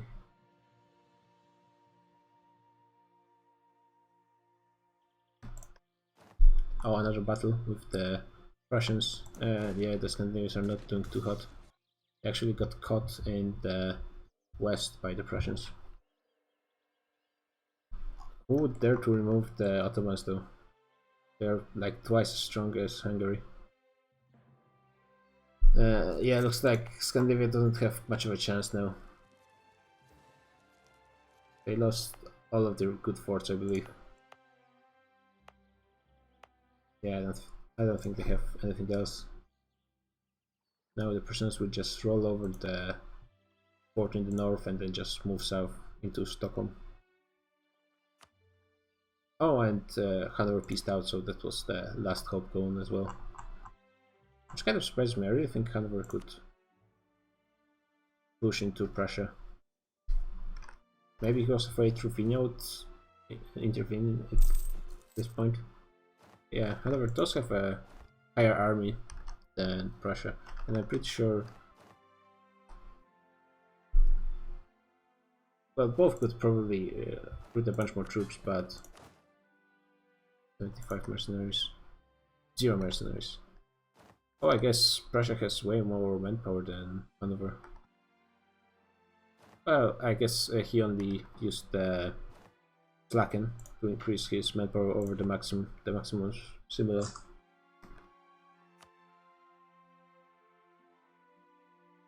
Yeah, but kind of unfortunate for the Scandinavians to be abandoned by all their allies again.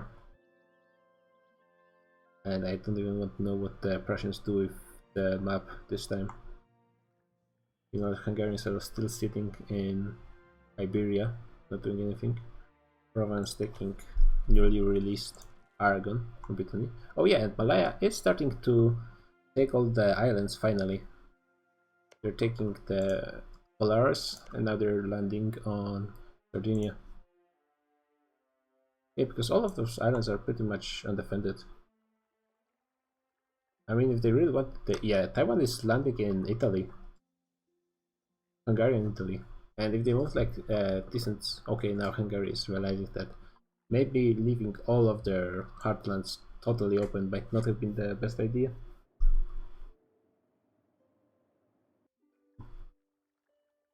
Do a quick check, so it's still the British War, Provence, Hungary is like the only nation in both wars, but they're only really taking part in one.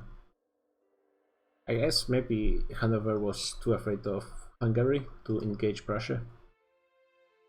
Because there's really no problem with fighting Great Britain. They're just going to take all the trade centers for the Dutch.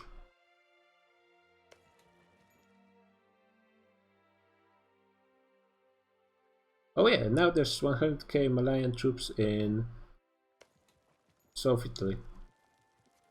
But Malayan troops are not that great, and there's already 100k, over 100k Hungarians coming to Italy.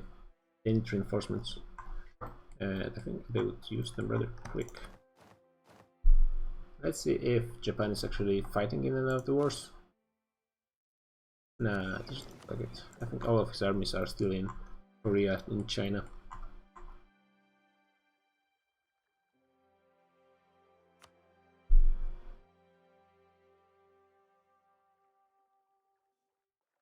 Yeah, the Hungarian troops are put in the in Navarra to prevent Indians from landing there. And Galicia is already a vassal of Provence.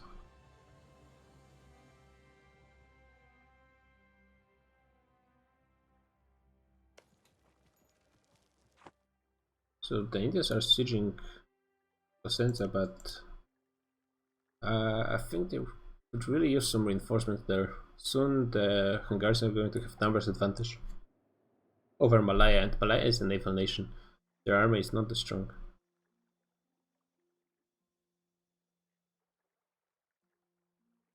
I think Vijay is preparing for a landing in Gibraltar. Okay, Malaya is retreating. Iceland is at war with Provence. What? I guess it's for the colonies.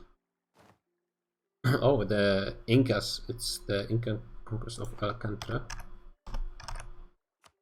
It's the provincial colonies in South America.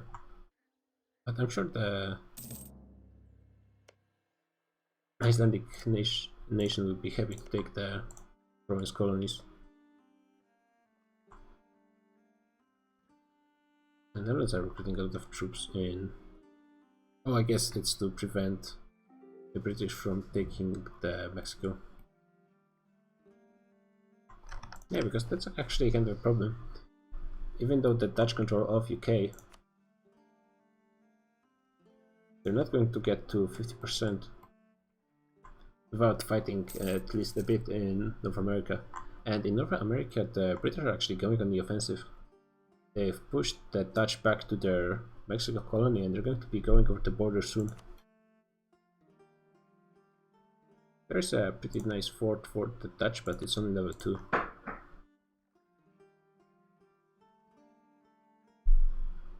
Damn, that siege is taking a long time. Oh, they have no cannons, makes sense. Okay, the Indians made their landing in Gibraltar. They have a pretty decent leader. Provence is going to try to engage first. And was Hungary really pushed back? Wow. Yeah, looks like it. The Hungarians were pushed back from Sicily. It looks like they didn't manage to reinforce in time. The Malayans returned to Sicily, and the Hungarians have the crossing cover penalty. That's a nice victory for the Indians. And if they manage to land in Iberia, that would be pretty great for them. They need to fight in the mountains right now, though. They have a lot of reinforcements, and that's a lot of reinforcements.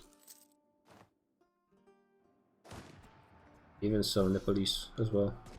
It's going to be a long battle. The -2 is hurting a lot. They do have a significantly better leader, the Indians. Oh, they're not getting there in time. It's 2 more days. Oh, just 1 day off. Oh, or I guess, oh yeah, the province can use their ships to block the access for the Indians. And they have a lot of one ships that they can throw into the battle. I think the Indians got stack rate as well. Yep, I think so. So maybe they need to just move more troops to the Italy. I mean, at least they're have some land in Sicily already occupied, and they do have a lot of transports. They just need to use the Malaya has 140 transports. With that force, they easily should be able to, and they will be able to move their troops faster than Hungarians who have to move along the coast, which takes a long time. Are there any new wars? Yeah, the war in Scandinavia is really not going that great for the Scandinavians. They still have manpower left.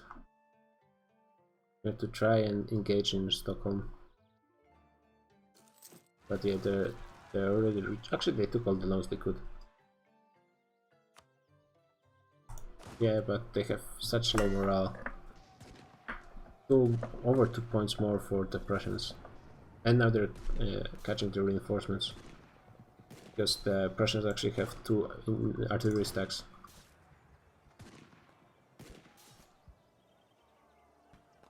Yeah.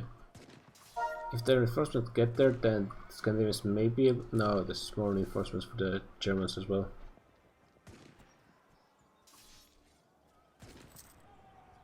Yeah, the quality difference is a bit too big between the two. And quantity actually as well.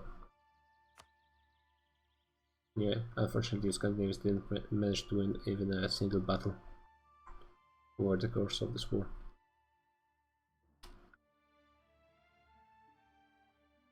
They did make Prussians bleed, at least somewhat.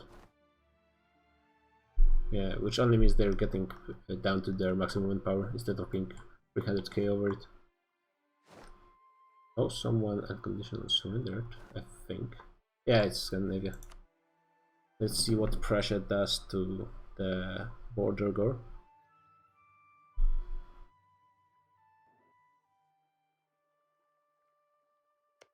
Yeah, I really think the Indians are wasting an opportunity not using more troops in sieging Italy.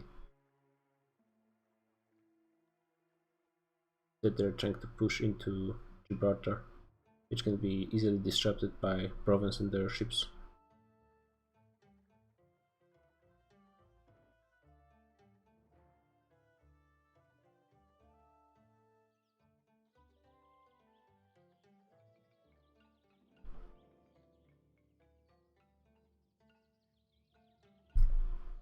They are taking their sweet time with this. Check how the Americans are doing. Yeah, so Great Britain is going strong into the Dutch Mexico. Like they already managed to win some battles. And actually I wonder, did they change the colonies AI?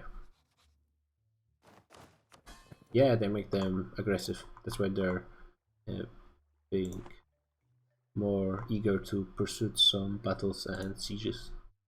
That's a good move. Especially since the majority of the troops in Americas are colonial troops. And when fighting the Dutch, the quality difference is not that big. I think the Dutch troops should be still superior to the colonies, or maybe not, actually. 5-5, 10 discipline. And check the British Louisiana, for example. Yeah, I think the colonial troops might be slightly better. But they're more or less the same. Oh, that's ugly. Yeah, but next time the Prussians will be able to just easily blitzkrieg from the west and east without having to push slowly through Finland. Oh, and Thunder is no longer in sync. That's unfortunate because he's a war leader, I believe.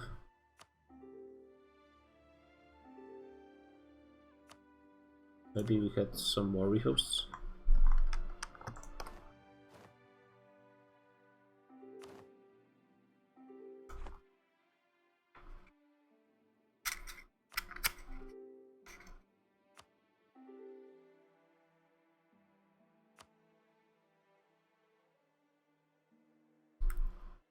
Okay, so 3 people disconnected, but it's Gerald, the Scandinavia player and the province player. See if we're going to be Hot Journey from now or just rehost.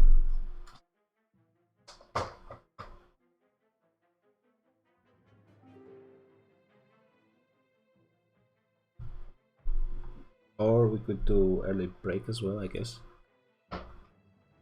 Yeah, finally some interesting stuff is happening. Most of the nations are at war.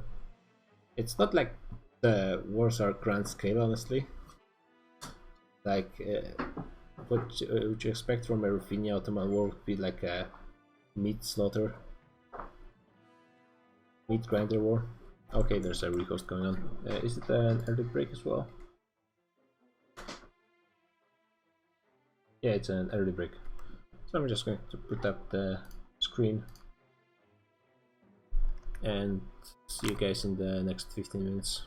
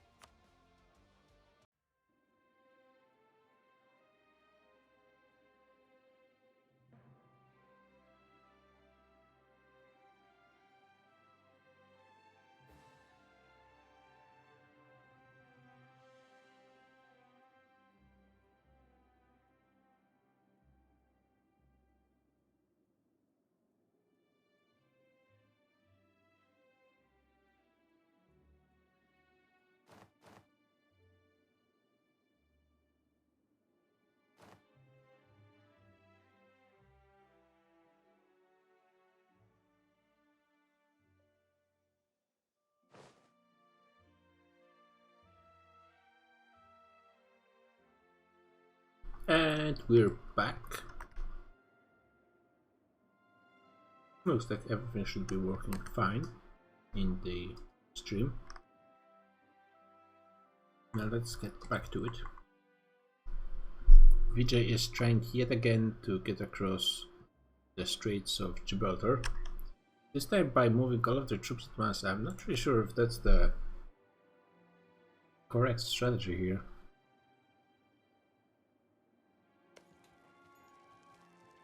Honestly, I think they would benefit more just shipping like 100k more into Sicily. This is clearly working already. Nepal is recruiting mercenaries in Messina. I don't think they will be able to beat the Hungarians on hills. And I think Malaya still has a bit manpower. Asia is barely scratched. And Nepal, I think, actually gained manpower. He was a bit lower before. Okay, they're going for a battle. They're trying to reinforce, but just watch as the Provence ships go out one by one. The key moments. What was... I think there was a lag or something. Yeah, they're going to be there at the 15... No, they're not even trying to reinforce. Yeah, and now... Perfect. Yeah, that's not really the way you could push through with brute force. They have much better chance at Italy, where they already have secured the landing, and they even control the Sicily basically. They just need to occupy Palermo.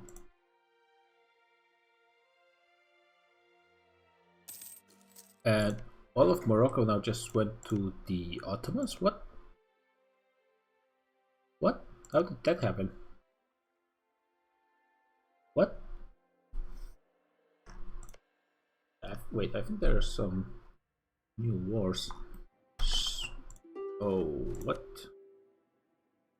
Oh, it's a fake war. Never mind.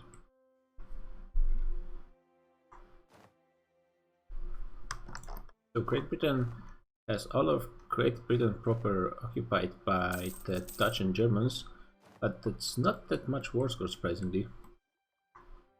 And the British are pushing in Mexico, being soon able to take the only mountain fort, I believe, in all of Mexico. And the forts in the colonies are only level 2, level 3 with the capital. The Dutch would need to ship some German troops in here, but that might end up being quite difficult. I don't think they're actually moving any German troops anywhere. Especially since the British troops, I think, should be a fair rival to the Dutch one. Yeah, and all of the Vijay troops are once again exiled. They can't just move to the already conquered provinces.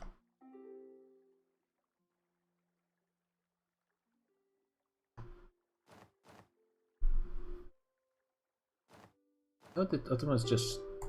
like, looks like the... oh, their Vijay is proposing white peace. I guess. They might be going for Britannia instead, again. But really, I think if they weren't so stubborn in going through the Gibraltar and just went for Italy instead, I think they really would be able to push Hungary back a lot, especially since they don't have a fort on the mountains in Abruzzi.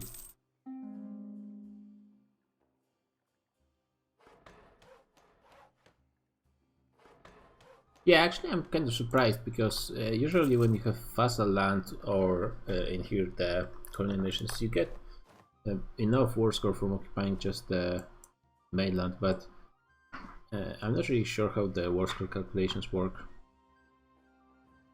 Yeah, but in this case it's nowhere near enough. Even with the...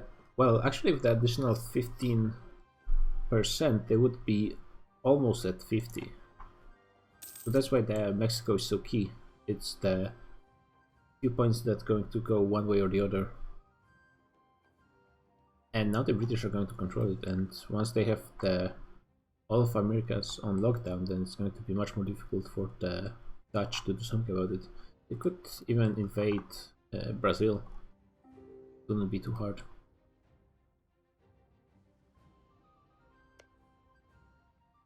Oh, now yeah, it's the Americans are fighting Provence as well. And even with Hungarian help, Provence cannot fight the American alliance in Americas. Their home advantage is just too big. Taiwan is invading Navarra. Oh yeah, they're trying to take the small lands. They could have taken what was it? Like one of the vassals somewhere in here, but they just didn't for some reason.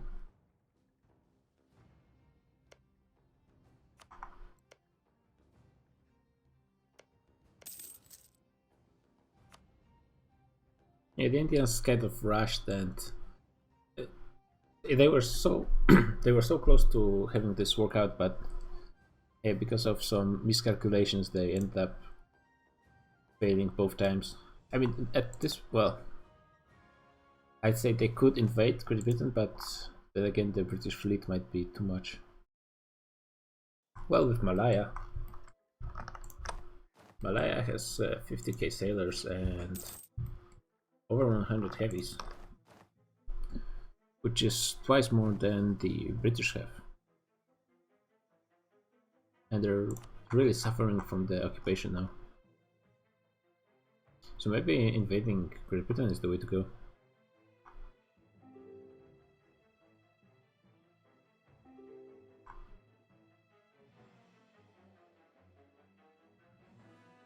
Take Ivory.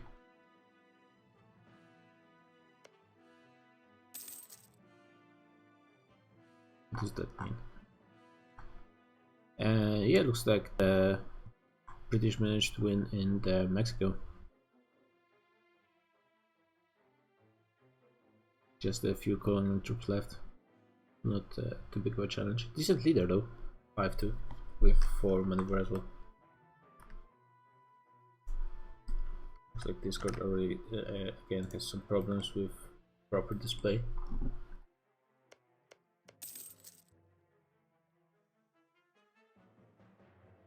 And now Ruthenia is invading Scandinavia. And I think the player left already. Yep. Prayer for Scandinavia and Brittany left, still no France in sight.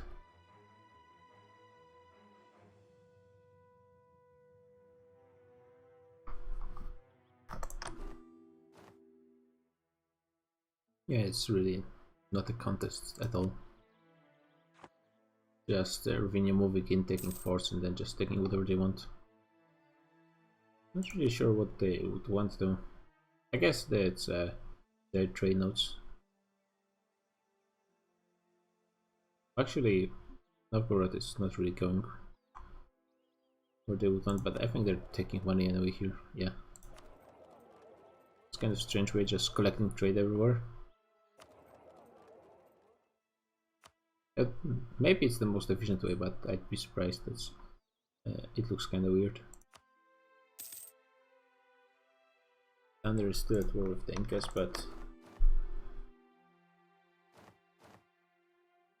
he's building transports, and he has quite a lot of the transports, but they are at war with Iceland.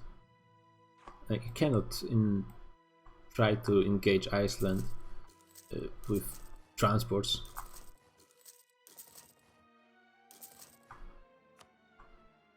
They can have 100 transports and they do one landing and then Iceland catches them and kills them. Even if they do one landing, maybe the Icelandic fleet will just catch them before. Oh, we got some lagging.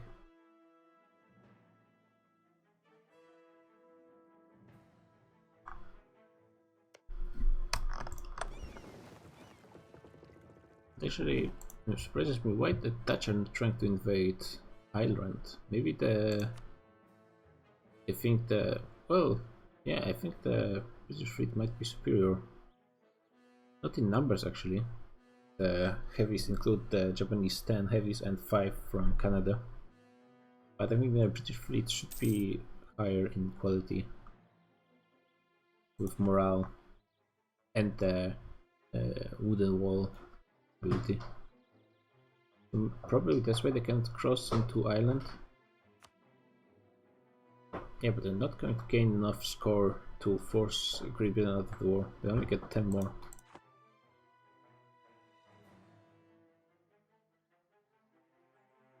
And to be honest, if Iceland just lets British troops walk, they can just go to Congo 2.0 and just invade them. It's only 32k colonial troops.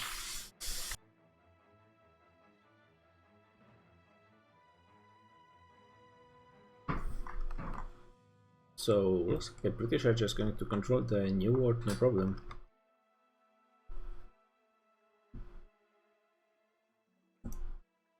The whole British and Dutch wars and the way the things are going this session is really not what I expected. I expect them to keep the one front versus the American alliance, but now the American alliance can beat both the Dutch and the British. I guess the Dutch care more about the control of the canal than actual colonies, because Dutch on their own are not going to be able to stand against the United States, not that they've been built up by Mughals. Speaking of, I actually wanted to check who are the Mughals supporting now. Right now, no one really. Apparently they were supporting a ton of nations, but maybe they're just giving gifts.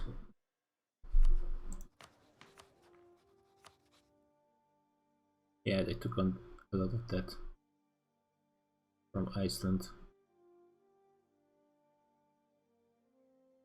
Yeah, gift to Date.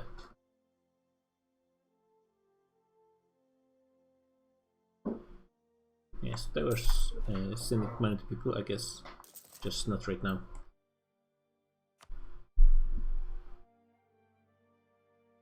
Oh, there's a player on Dutch Mexico. When did he join? Like right now? During the break? He is quite occupied. He should have picked Brazil actually.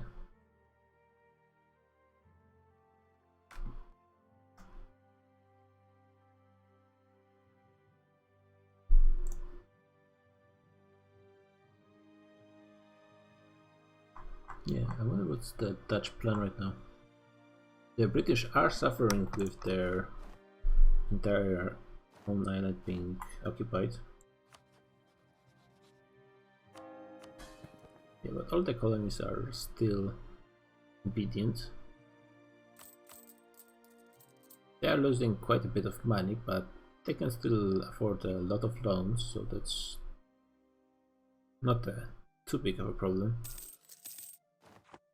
Looks like Hungary declared war on France. The truce ran out. And we might be seeing some more wars soon from Provence and maybe even the Dutch.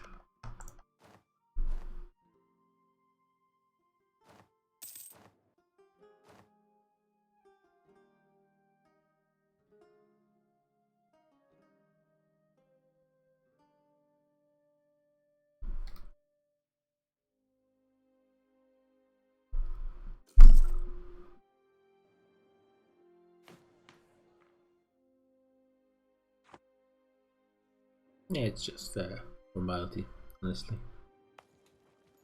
Even though there are modern forts, the Hungarians should just go breeze through them.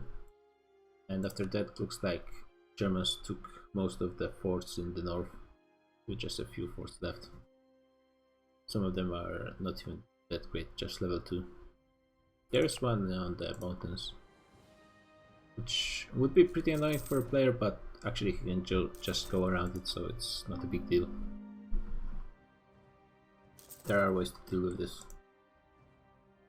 And it looks like Malaya truce broke into Brittany, which honestly they should have done a while ago. Or maybe not even a truce break, or was it? It's hard to say.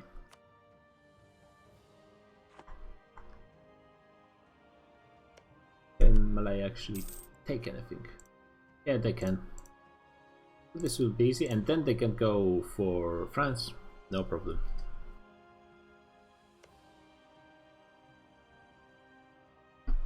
So in the end, the Indians made it to the European continent.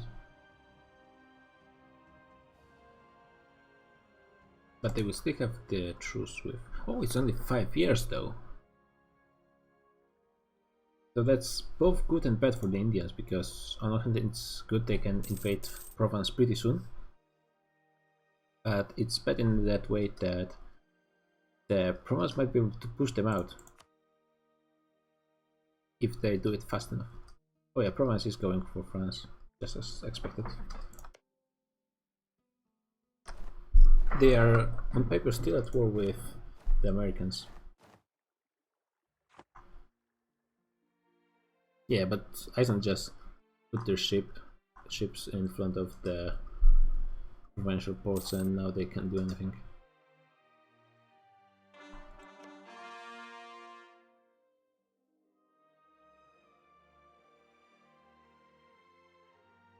Maybe declaring war by Hungary and Provence at the same time is not the most efficient, because it will make it hard for both of them to reach 100% war score. Unless there's... no, the French AI doesn't have the quick peace option turned on. And the French AI is actually focusing on Provence, which might be a bit more difficult because of the sheer numbers. But with proper management, Provence should be able to win anyways.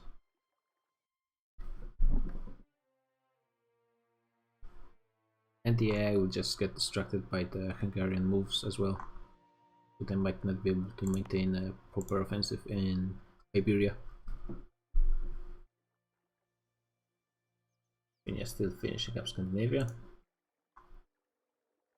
Dutch Mexico being fully occupied by British. And the British are not pursuing into Brazil, where the Dutch are recruiting some heavy ships. If they just don't have enough provinces in Europe.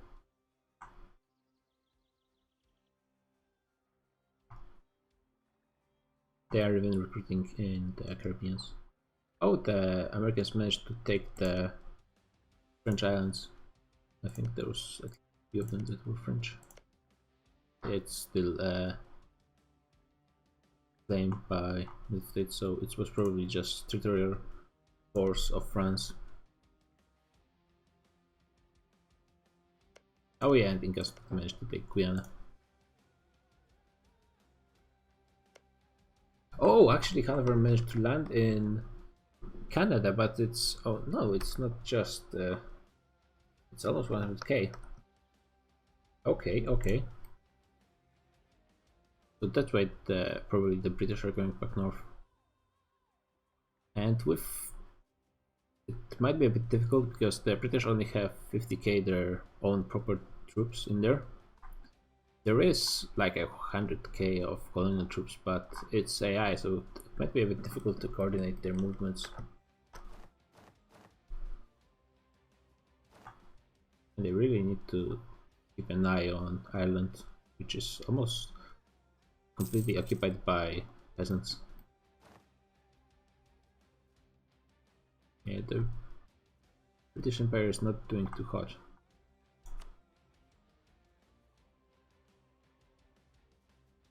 On the other hand, the Germans really need to occupy a lot of Americas to move the war score in their favor. Because the single provinces are really not worth that much. Yeah, +0 for some of the provinces. Wait, occupied by Japan? Where is Japan fighting even? Oh, Japan invaded Dutch Africa. Okay. As well as some British as well. Yeah, they have the South Africa occupied. They're going for the Sahel Africa as well. Okay, actually they might just go for Brazil as well. I didn't expect the Japanese to take part in this war. And with 100k they will be able to crash whatever the meager resistance the Dutch will put up. Actually built a lot of cannons only. Yeah, with 30k, even with cannons it's not going to be enough to do anything. Vijay is still keeping their troops in the Ottoman lands. I guess they just want to move them soon into the north once Malaya takes over Brittany, and it will be pretty soon.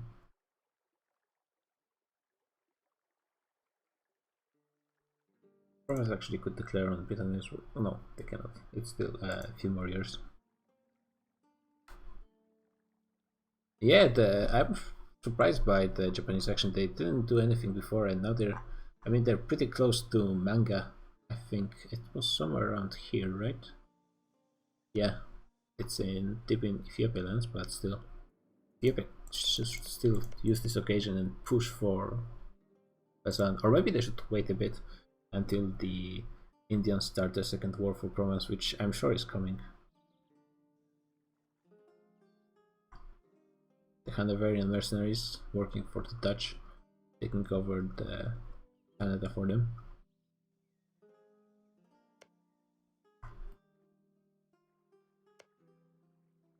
I mean, it's pretty close. How much would the Dutch would be able to take for 50% war score?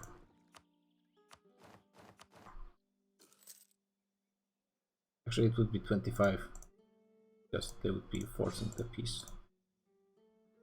Not that much, honestly. Like 2 provinces. I mean, those are pretty decent provinces, of course.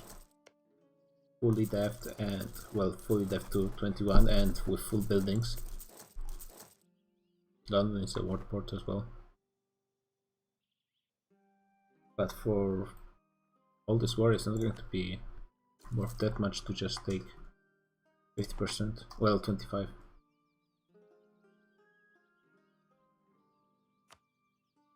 The first colonial stack reached the Germans, but they're just going to be pushed back.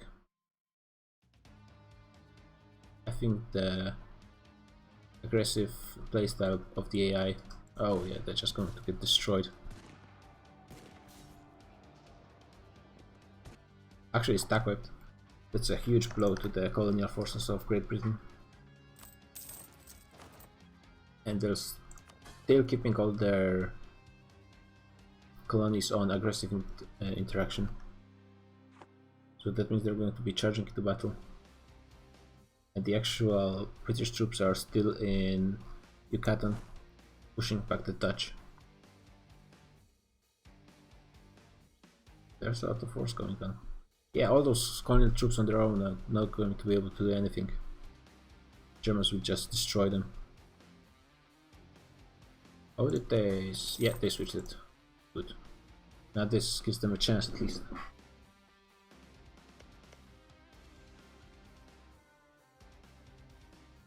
Hungary doing pretty well in France, finishing the... Oh yeah, they managed to catch 45k over here, and they're going for the capital now already. The French have higher morale by quite a bit than Hungarians. Hungarians have not that great, to be honest, only 5.1, much lower than the Prussians, for example. Much close to the Scandinavian morale than the Prussian, to be honest. It shows that Scandinavia was just outclassed. It was very hard for them to do anything. Ruthenia finished their war and actually cleaned up the borders somewhat. It looks pretty okay, I'd say, right now, except for Norway.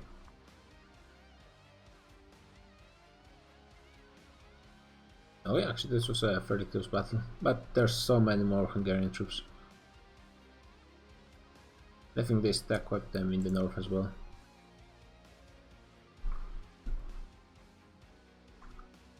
Malaya is... Oh, they already finished conquering Brittany, basically. And now they're giving some of the lands to Vijay. And Vijay troops are just going to move north and stay in the Iberian lands of the Indians. And Provence now has 2 more years, more or less. and then the Indians are going to be coming back. And now they're allied to Ottomans as well. And I'm pretty sure the Ottomans are going to help the Indians. I mean, that's why would they ally them otherwise? There's main Chinese troops in France now. I think it's a Malayan vassal.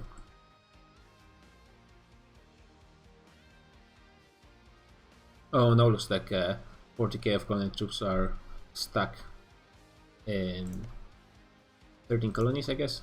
And now the Germans are just going to go for them. They might not stack wipe them with 40k. They would destroy them with 80.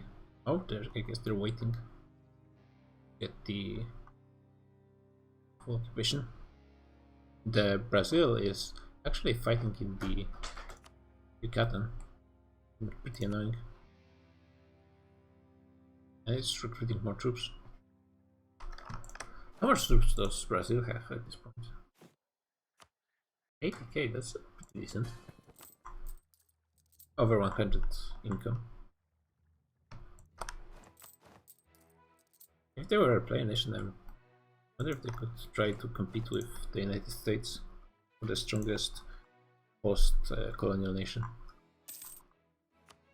Yeah, but AI is not that strong in fighting. They're just gonna get stack wiped in Yucatan.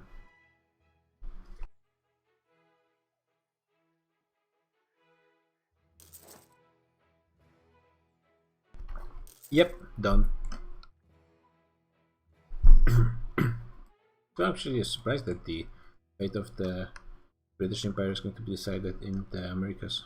Oh, the Mexican colonial troops are running away.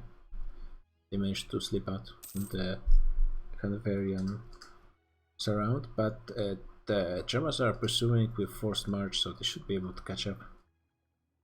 And they will probably stack wipe them if they fight. What is the combat width right now?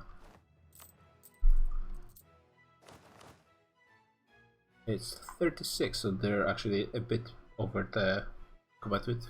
Nothing wrong with that at this point, but yeah, they're okay. And yeah, they're making it's -2 though with terrain and crossing.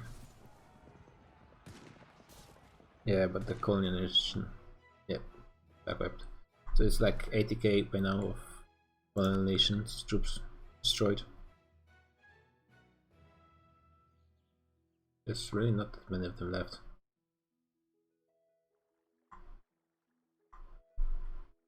They are kind of disorganized. But we just kind of need the colonial troops to beat the meat for the German army.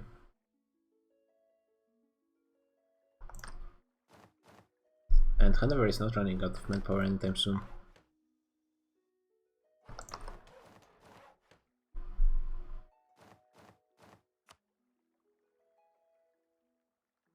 Oh, interesting thing, the Vijay is still keeping their forces in the Morocco.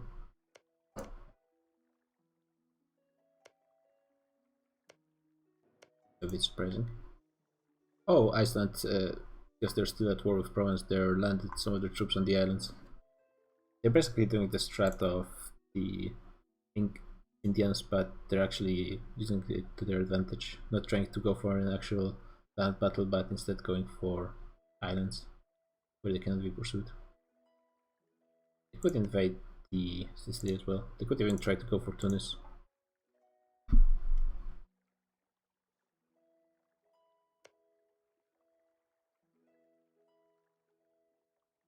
I think Indians really should focus a bit more on reinforcing the Indian Brittany, let's say. They have an okay forts arrangement. Like, this area is being protected by forts, but they need troops.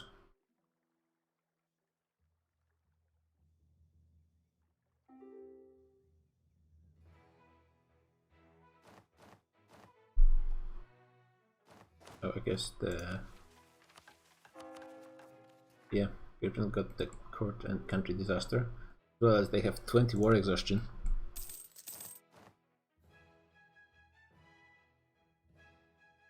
and they're only now they're moving their army north to meet with the Germans.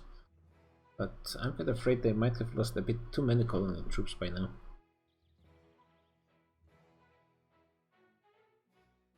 Is this all of their army? Oh no, they're actually recruiting some troops in Ireland to fight the peasants.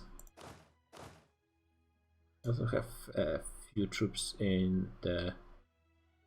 Oh, actually, the Japanese are being pushed back by the Dutch? What? How is that possible? The Japanese had like 90k, but they're being pushed back. What? How did that happen?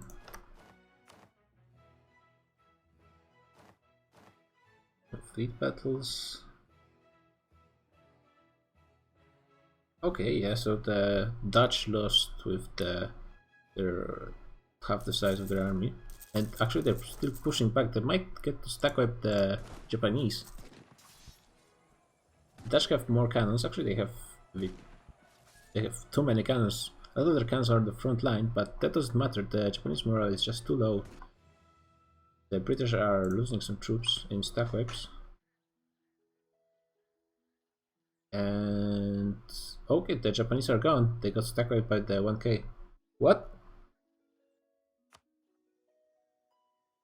Okay, this was the one battle won by the... Somehow the Dutch got over 100k troops and then won over the Japanese, and then they just pursued and whittled them down slowly until they just killed them all. That's a great victory for the Dutch, and they're so close to the 50% to be able to force the British out. But 50% is still not that much land.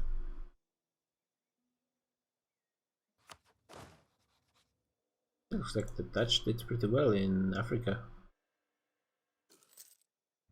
They used really a lot of troops to push the Japanese back. I think most of their army has to be in. No, they still have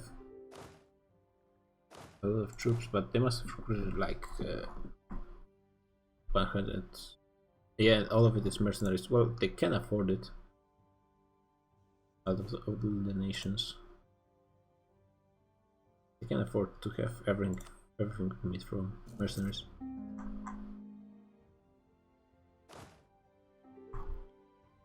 Their mainland troops are all manpower, looks like.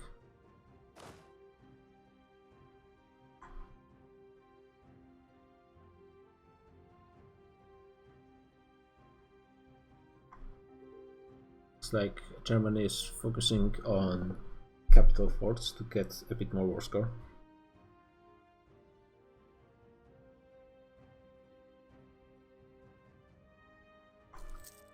Yeah, it might be partially because of the Japanese being destroyed in Africa that the Dutch get over to the 50%.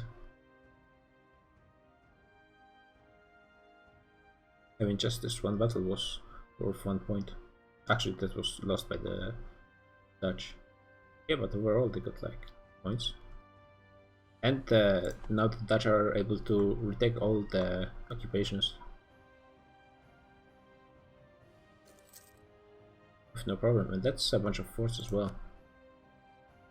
And forts are worth at least something.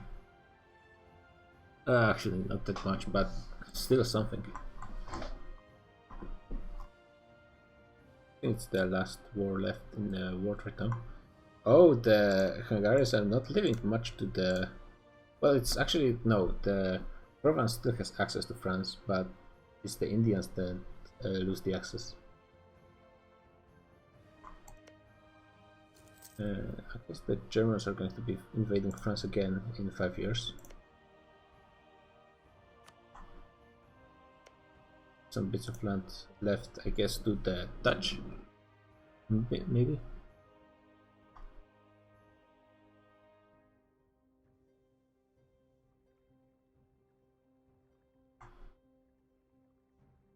What is the Dutch Mexico doing? Like, does he have any troops? Yes, a few ships. Transports. Yeah, he has 9 ships and that's it.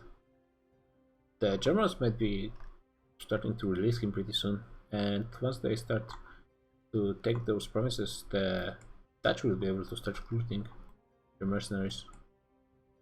And as shown, the Dutch mercenaries can be quite a force if they even beat Japan.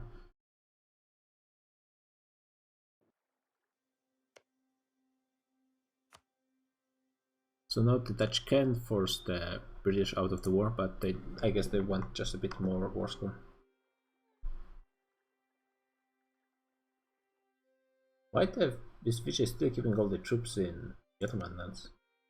I think they can just walk them through, right? Because they're exiled. Just like... Yeah, I think they should be able to just move there.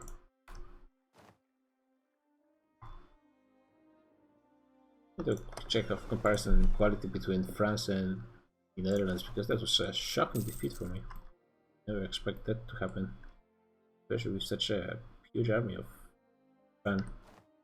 One has 10 more discipline.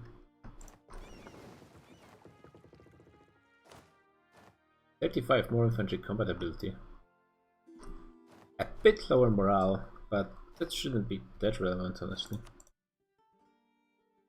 24. They are behind in Miltech. And that was a pretty important Miltech, so it depends on when the Dutch took the tech. It might have been the thing that pushed it and allowed the Dutch to win in Africa. Yeah, now they're just taking all of it, no problem.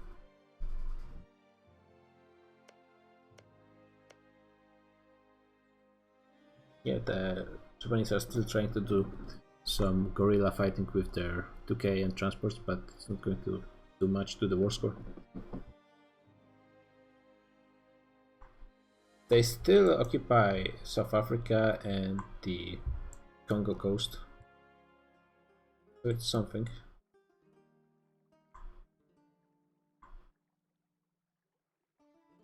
Yeah, looks like Hanover is going for the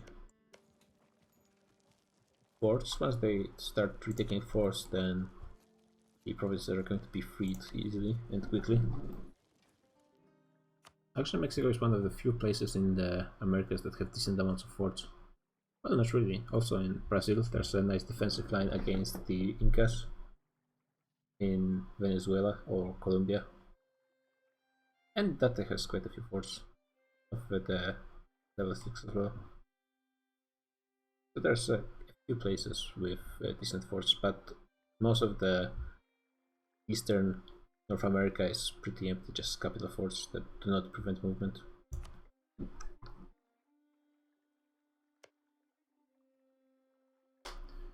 Iceland will be able to declare another war on the British in 5 years, and they could declare on the Dutch any moment they want.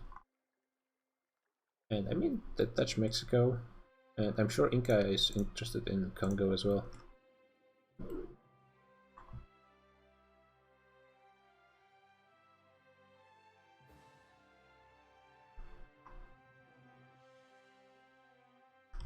What's Provence doing? I think they... Oh, I guess they peaced out with France. They just... Was it a white peace? Not really. Maybe they took something, but... I don't think it was any provinces. Oh no, they took the Catalonia. I think. Did they? Yeah, it's the province is currently it right now. So they did. Iceland is going for France again, which is just a few provinces over here. They did manage to take the lands from Provence. Incas managed to take a bit in Guyana, and Iceland took Panama. Apparently, Provence was blocking their access between the Americas, which is pretty key for Iceland.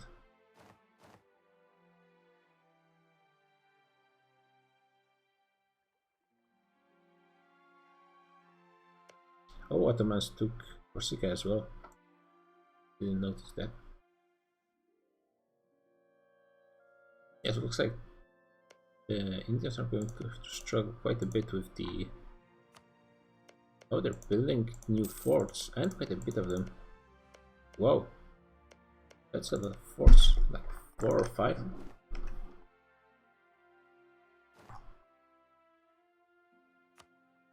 No, whoa, they're building a fort almost everywhere, which might be a bit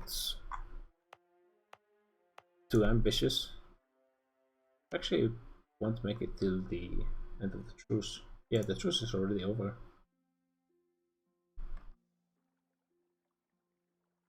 And the VJ troops are still in Morocco for some reason. Why? Like, it doesn't help in anything. It doesn't do anything, all those troops there.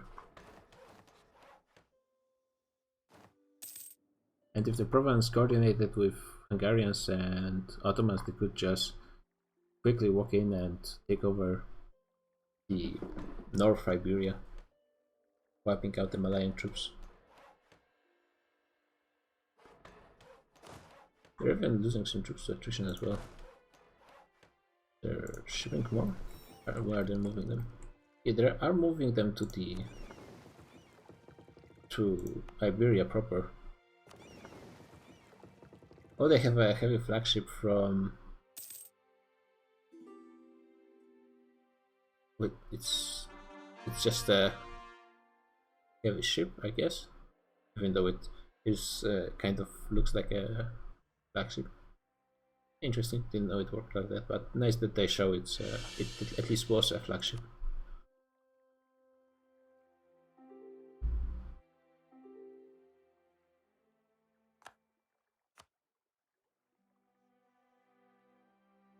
Yeah, Nepalese are also moving troops to Iberia.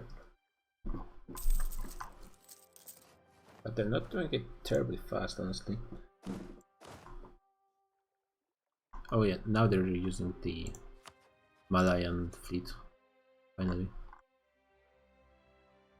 Yeah, most of the no, there's still a bunch of Nepalese troops in India. Doesn't like they're going all in to Europe, but they might end up having to. There will be like 150 of Nepalese alone, 160 Malayese troops, and there's already what? 100, 200, almost 300k for VJ. They'll just have to move north, but they kind of do not. Lithuania is at war with Scandinavia again, as was Prussia just now. Is that truce break? I think it might have been.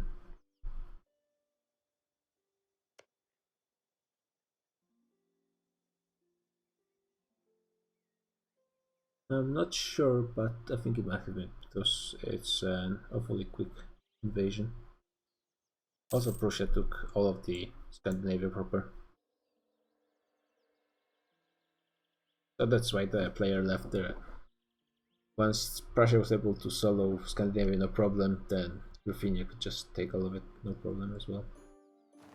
Yeah. Oh damn, he left this thing. God. Actually, Malaya is not moving forward with their colonization of Siberia. I guess they don't want to give Ruthenia a chance because Ruthenia is kind of guy who actually might go for the land because Malaya would not be able to protect it properly.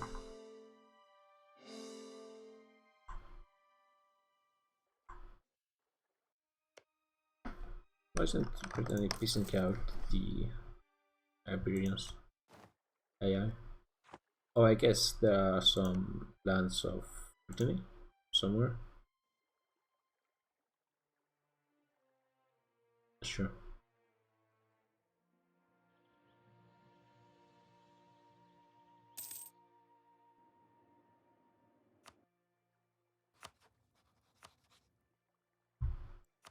I'll be able to take just all of. Oh no. This will be over 100 war score, I guess. Yeah, just barely. I don't think they actually can take all of it. Yeah, it's 1% over 100. They can just leave one. And what can they form Spain actually. Oh no, they're French culture. They would need to culture swap first. And I'm pretty sure they need at least Madrid and probably something from the north as well. Oh, Great Britain and the Dutch are at war again. And the Dutch just gained a single province in Great Britain. This is a stepping stone for more invasions. The British are quick to jump on them, but the Dutch leader looks... No, it's not that big of a difference. But the Germans are coming and they're just going to be able to clean up the British. So they peaced out, and now the Dutch are truce breaking. Or wait. Oh, it's the British that are truce breaking. And they're preventing the Dutch from coring Kent, which is actually not that big deal. And they can handle it, I'd say. The Germans are out of North America at least. That's something. United States is offering just observer commandeers.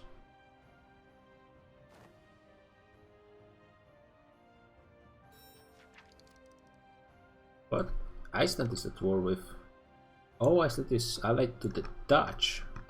It's kind of bad news for the British then, because with Iceland's help, and yeah, they're already Hanoverian troops in North Africa. They actually didn't retreat, they're still there.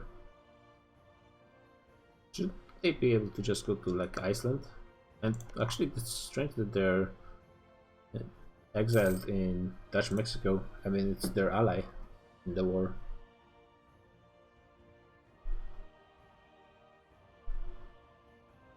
Yeah, but no.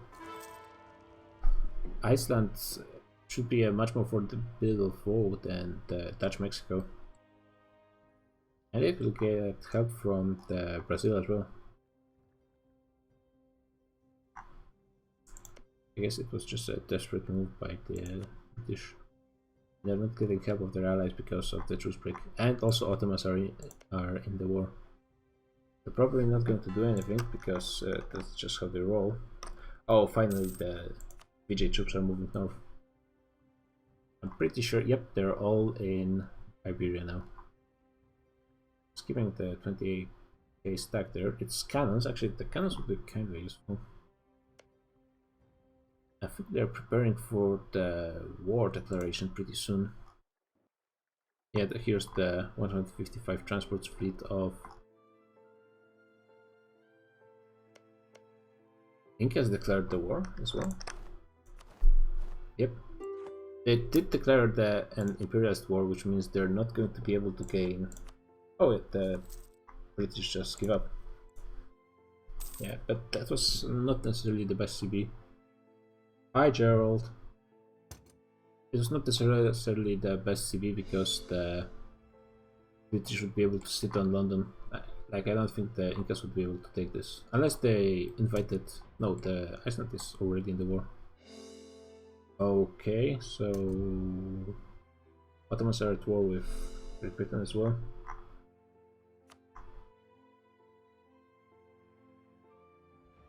Yeah, that was like kind of desperate move by Great Britain. Like, yeah, I'm leaving this nation soon anyway, so let's just fight. Kinda move. I mean, yeah, there's still 100k Germans in America. And there's no actual British troops there, like 5k. Iceland alone might be able to take over all of it. And they also have the Dutch colonies helping, which are only 2, but they are pretty decent sized. Actually, Dutch Mexico is so ravaged. It's actually a player, so it should be much more useful than an average colony, but it's just so ravaged in the war. Actually, no one still conquered New Providence. They really should get around to it. Just for the border gore. Yeah. Here the Icelandic fleet fighting the British fleet. Icelandic have twice the numbers, but their admiral is still not that great with the low maneuver. Great Britain already is keeping some ships in reserve. Actually, they could use them already because of the engagement with. Yeah, the Icelandic fleet has 40% less leader maneuver bonus because of the admiral. I mean, this battle doesn't matter at all because as you can see on land, the Germans are just wiping the floor with the British, as you would expect when a naval nation is fighting on land with a land-focused nation. They're not going to be stack wiped, which is nice for them, I guess, but yeah, they're retreating and they're going to lose London again. Iceland fleet is kind of overstacking. They did manage to already capture 11 ships, so like that's the way they're fighting. They're getting more ships than they're losing from battles, but they're even morale with the British now.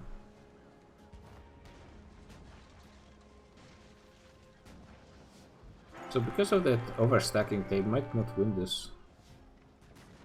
The British could use the light ships as a buffer, like to. Oh, and they're going to get stack wiped in the north. Yep. Oh, maybe they barely make it, but I don't think so. It's looking pretty bad. Yeah, but they're retreating south, which is kind of bad. Germans are just going to be able to pursue. Their infantry is kind of getting killed, so it's not gonna matter in the long run, especially with how low the British morale is in the battles. Now let's see.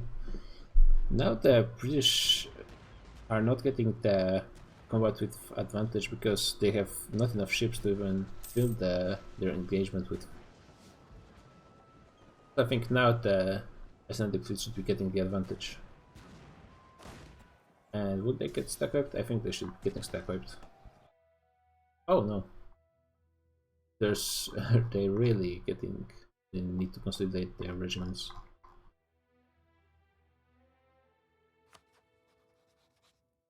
But yeah. No, the Icelandic morale is still falling faster than the British one.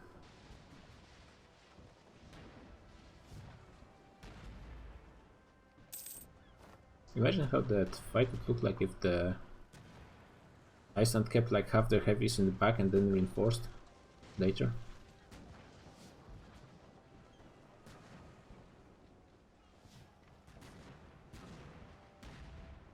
Damn, it's a long fight on the seas. And they're still not getting stack wiped. Damn. The British are resilient. Not winning battles, but continuing to fight them. Okay, Ottomans are out. Not that it matters at all. The Germans are pushing in Mexico. And meanwhile the British are struggling with rebels. Only peasant, but still.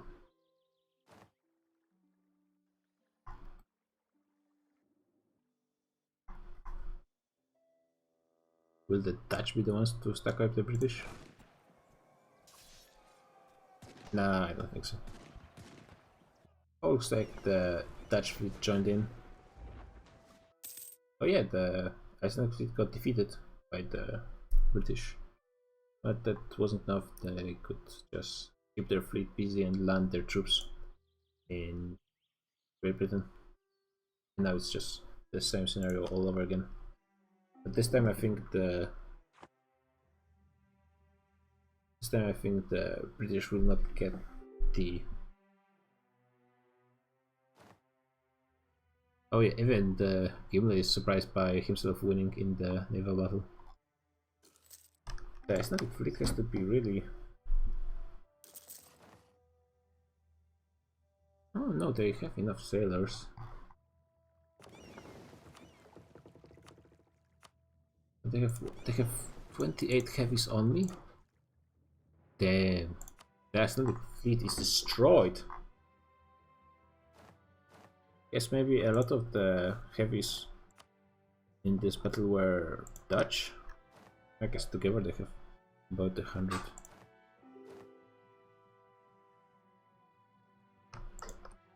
Yes, it looks like right now Malaya is by far the strongest naval nation by having most heavies and most sailors by quite a large margin as well.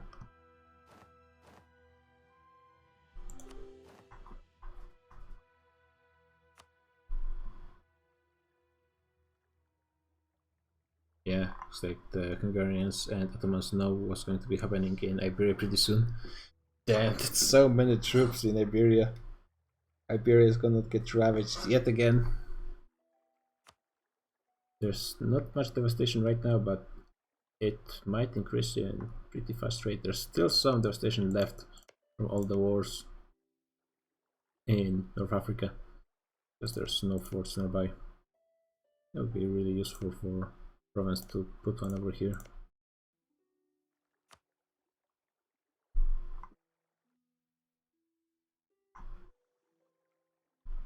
Yeah, everyone has so many troops. But Provence kind of lacks the strategic depth.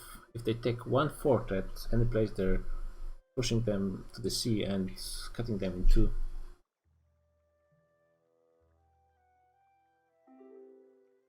If they're able to take a few forts, they might be able to cut off Hungarians from Ottomans. Or I guess Ottomans could go through Italy. Them and Ottomans are really putting a lot of troops in Italy. They are going to be working heavily together.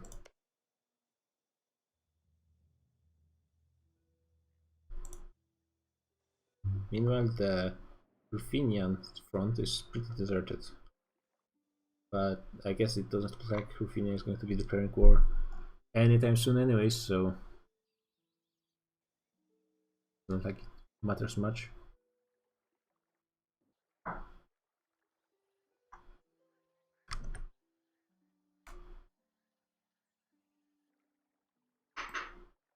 Yeah, conquest of America is going smoothly for Germans and Dutch.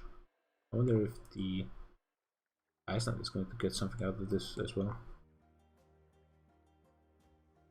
Let me do a quick check of, are the Indians transporting any more troops to Iberia? The Malayan transports are still in Iberia, and all their heavies are there as well. So Malaya is going to have a dominant naval supremacy on the seas. So if they could take Gibraltar fast enough, they would be able to cut off the Ottomans from the south, but they still could reinforce pretty easily from Italy. So that's not that big of a deal. I guess they will be able to take all the islands. And all the islands in Mediterranean is quite a bit, honestly. And it's like all of the Malayan troops, at least all their big stacks are in Iberia. They're keeping some tiny stacks in Indonesia still. Nepal has 100, almost 200k in India and China. I don't like this song. That's quite a lot of troops left in India by Nepal, and basically same by Vijay, even more troops. Ayutthaya is not doing anything with their 200k. And there's not that many troops in Africa for Vijay. On the other hand, there's not much space for more troops in Iberia, honestly. Kind of hard to say who has the numbers advantage overall. I think in the end it's the Hungarians and Ottomans that have it. Because even if they don't have it immediately over here, then eventually they can bring more from their heartlands. Like if Ottomans commit all of their troops,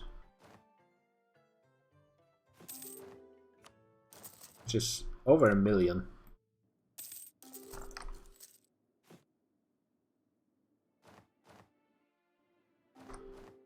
Okay, so Vijay and Nepal together have only as much troops as Ottomans.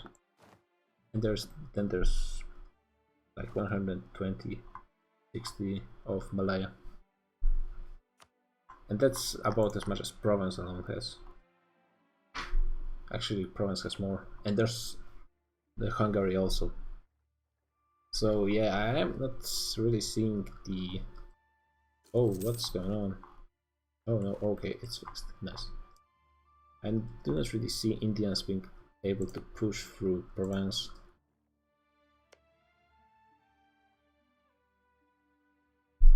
We also entered the 18th century.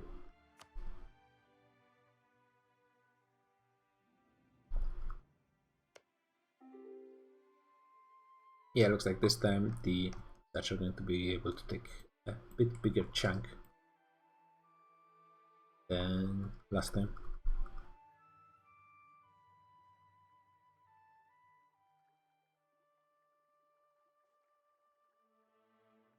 I mean, they're not even giving any resistance anymore.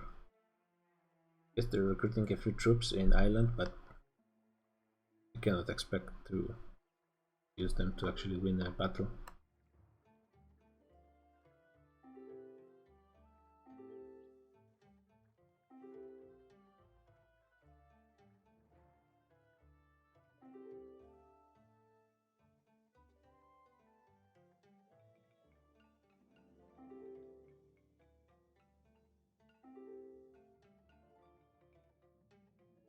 Nepal is looking for someone challenging someone to a fight, but yeah, I guess they realized that with Ottoman help they don't have a chance to push in Iberia.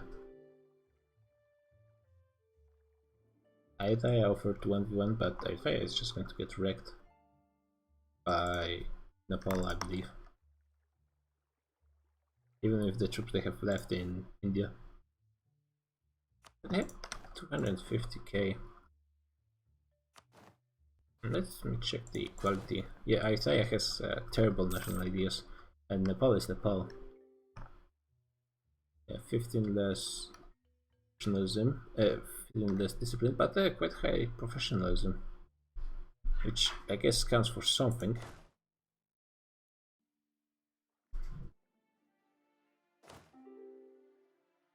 Five morale. How about even morale slightly higher for Nepal? 10 more infantry compatibility for Nepal.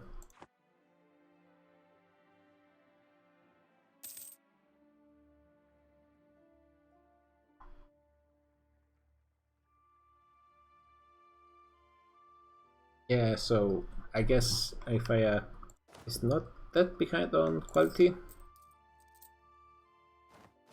But 150 decades difference and big quantity difference in numbers, only not even 200k manpower.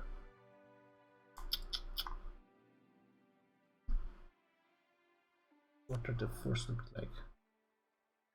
It's a nice mountain fort over here. Yeah, but this one is just on the savannah. It's not accessible though.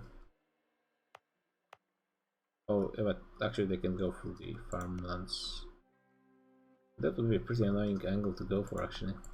Yeah, but I think Nepal should be able to push Ayutthaya from Mountain Fort, at least one.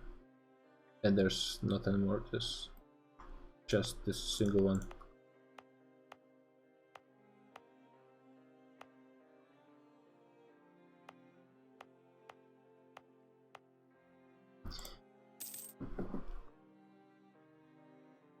Actually, it does surprise me that Ayutthaya is not that much behind Nepal, but I think in the long run it would be quite terrible for Ayutthaya.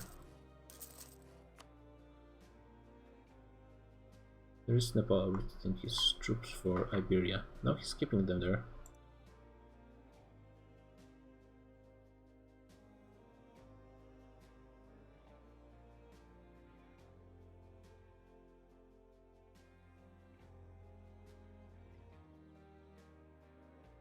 The British noble rebels are being quite a nuisance to the Germans and Dutch.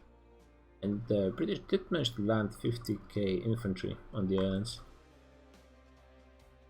But it's only annoying, it's not really doing much. And they have minus 65, which means the Dutch could tap hit the British anytime they want. And Britain is at minus 3 stability anyways. Not that far from bankruptcy, but not that close either, honestly.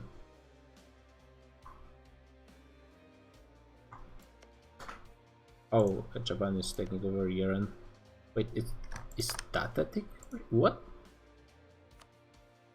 Tata declared an imperialist war on. Okay. Oh, Malaya finally took out the natives in Kamchatka.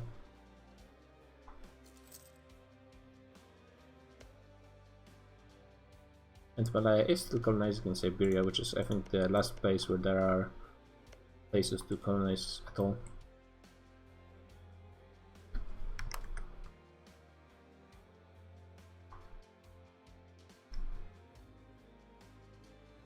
Yeah, so there's not much going to happen in Iberia.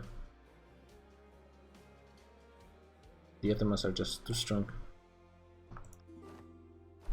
The war between Ottomans and Ruthenia, the war where they would just grind each other out as much as possible, really needed to happen.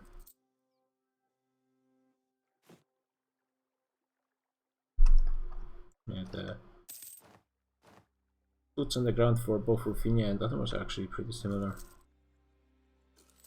Ruthenia does have almost 1 million more manpower though.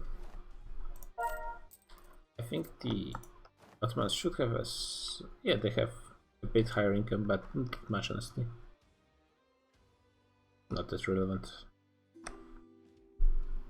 70 income. Guess it's a few more loans. But I'm not sure if, when we're talking about these high numbers, I'm not sure it's that important.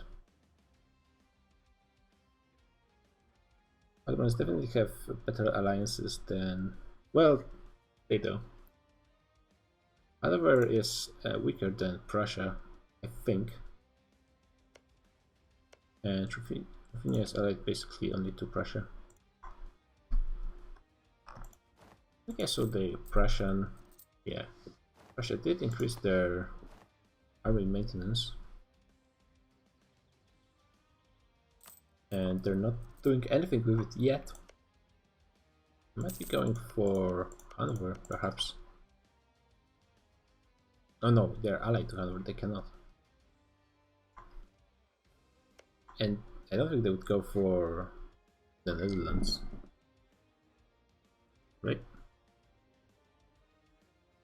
You're not giving them great power. Actually, the Dutch income, oh yeah, they're being blockaded by the British. That's why their income is much lower.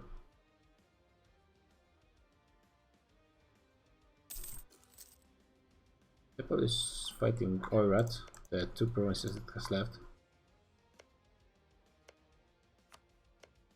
Yeah, there's only this little Chinese minor AI, and it has 40 death. They should take it, to be honest. Nepal, what are you doing? 40 death for you, just they're waiting. Not defended at all. France, but France was a player just before. There's tiny bits of Britain left, both in Brittany and Iberia. Oh my god, that name placement is pretty horrible. And that's all for Europe. A few AIs in Africa left, basically Dahomey and the Papal States. And Papal States are whoa. What just happened? So did the Indians finally go? Oh, I think it's the other way around. Yeah, I think it's actually the province going for the Indians. Japan and Nepal are also in this war. And well, there are a lot of forts that the province needs to take, but they did get a few good battles. don't think there were any stack wipes. Maybe there was a stack wipe in Keres. Now the Hungarians and Nepalis are reinforcing the battle in Bungos. It's hills, so the Indians are getting an advantage in terrain. Also they have a... no, they actually have a slightly worse general. Also the leader for Hungary has a plus 10% infantry compatibility, which makes it even better. But there are a lot of reinforcements for both sides.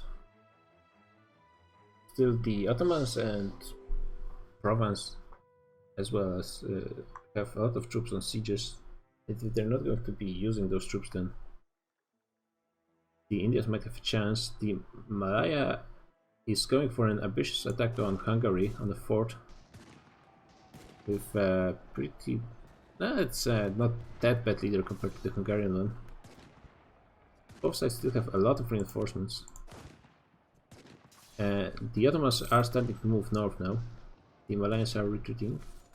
There's still a lot of Vijay troops. Ottomans took one fort in the south. That's a huge war right now. Malayans are retreating. Vijay is moving more troops, but there are so many Ottoman troops coming. Hundreds of thousands. And I mean, Indians are winning right now, but it's not going to last for long.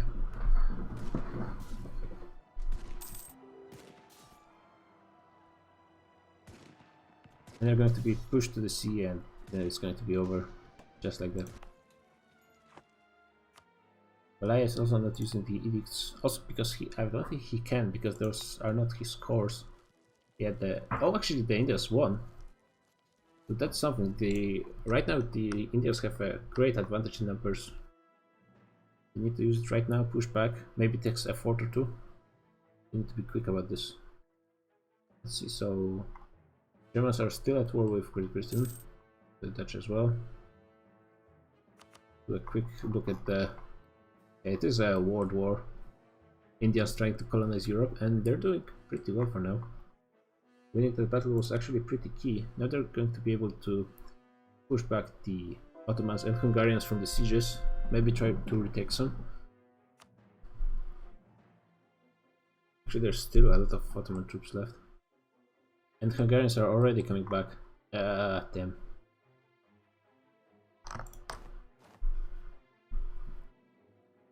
They need a lot more troops, the Indians. They also attack with, oh, way too many troops. Why so many cannons? They have no need for this many cannons.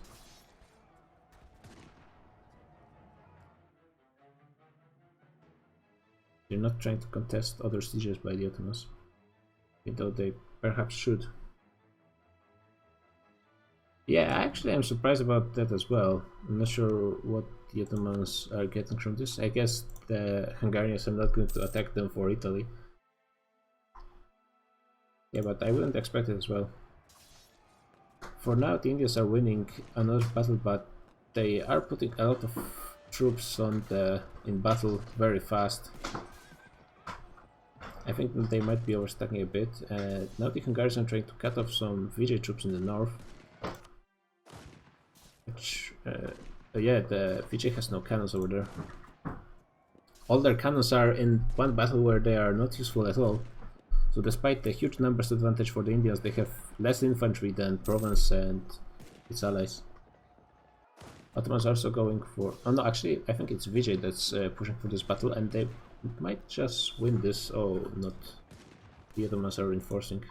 And there's no reinforcements basically left for the Vijay, only 36 infantry left.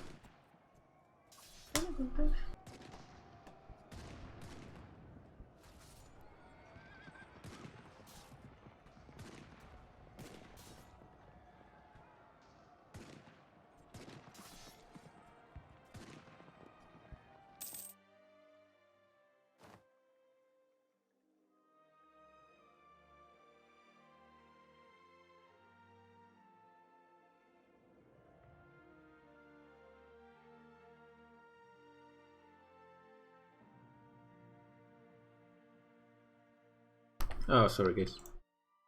Yeah, it's starting to look pretty bad for the Indians. I don't think there's going to be much to be done now. They're just going to finish the sieges and... Oh, the Malaya didn't manage to core all the provinces at all.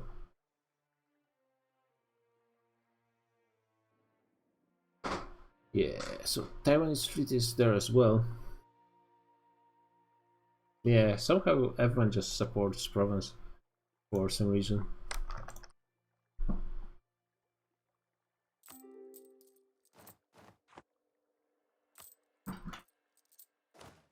Who is building those? Is it Hungary? Or the Ottomans? Yeah. What? Yeah, it did cost the Ottomans and Hungarians a fair amount of manpower. 100k, 200k. And province is also losing 200k. Oh, what? Pause. Someone. Oh, it's probably Great Britain. Yep. Let's see what do the Dutch and Germans take.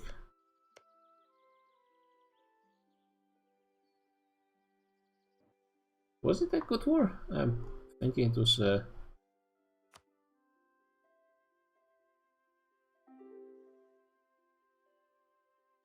was a pretty easy war for the Dutch.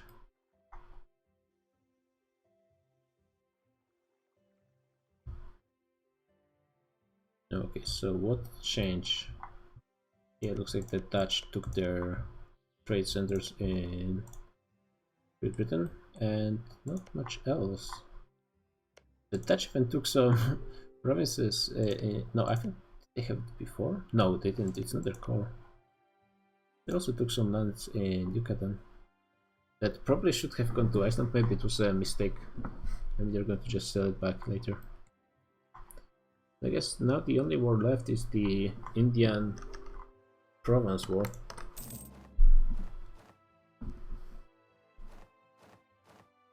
Yeah, the UK did fairly well on the seas, but the landing on the island was almost instant, and then it just got destroyed. Whoa, the siege is at -99. They're not using any artillery for it.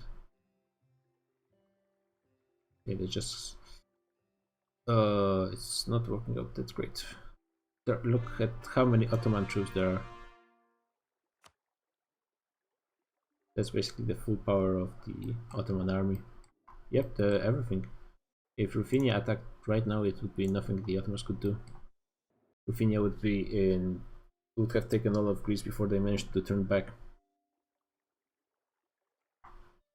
Hanover is invading France.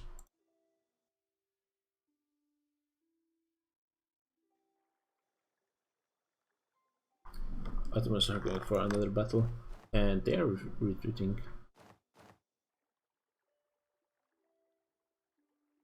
Yeah, that's the problem, because not only the Indians have total numbers disadvantage, even if they threw everything they have, they would have less, and they also have to cross half the war to even get their troops there. Going to try to contest the siege, not really.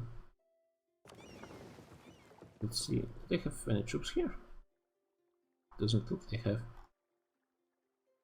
I think Taiwan is trying to do some sneaky naval attacks on islands.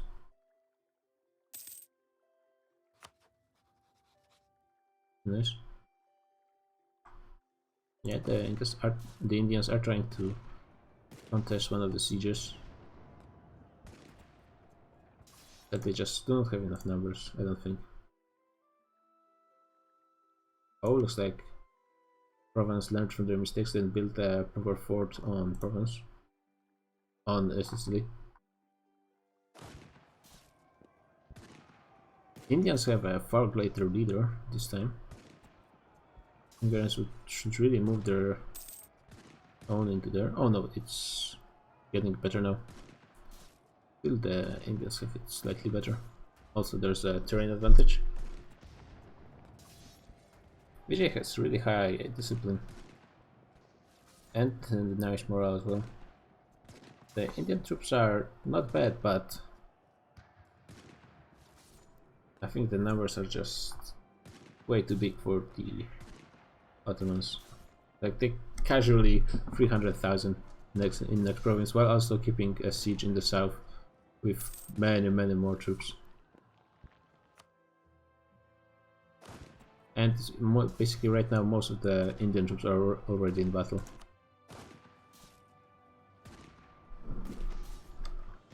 Actually, Malaya is not in this battle. I'm not seeing the numbers.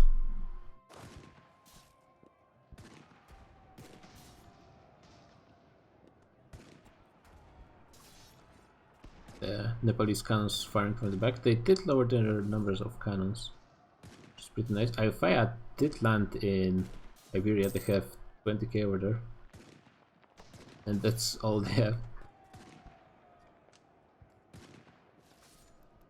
Vijay did went for a double battle, but and they did manage to score a quick win.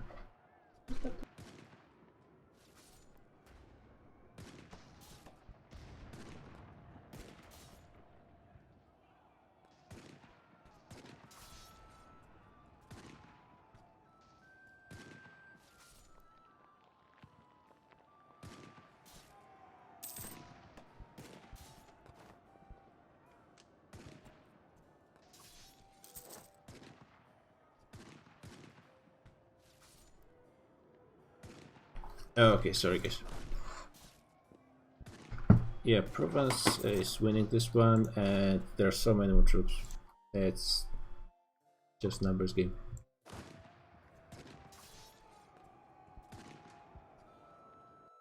Malaya is trying to recruit some mercenaries, but it's not gonna matter.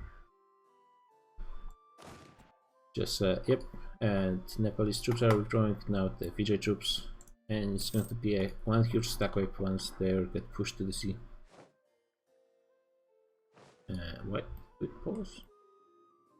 I don't believe there were any unconditionals.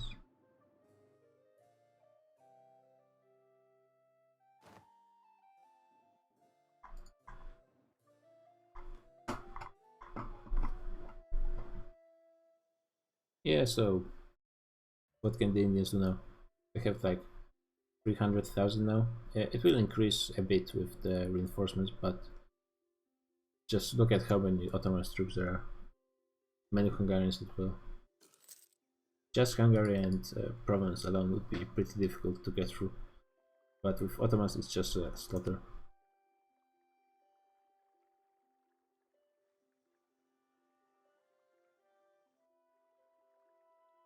I wonder if the Germans will try to cut off Hungary. Oh, actually, they cannot really cut off. Not that, or maybe they could create like another ring.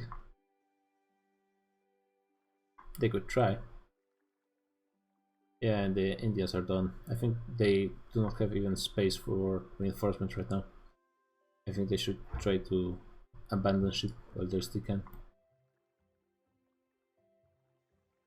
Taiwan taking a nice invasion in Crete.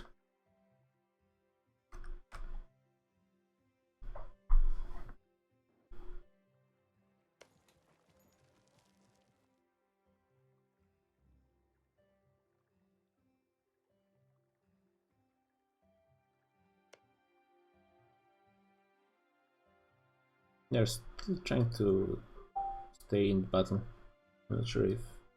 Yeah, because now the Hungarians and Ottomans can just invade their big stacks and have a battle with all of their troops at once, which is really not perfect. Some Ayutthayan troops in battle as well. Indians are going for the last hurrah, I suppose, but it's really going to be over once this set of battle finishes.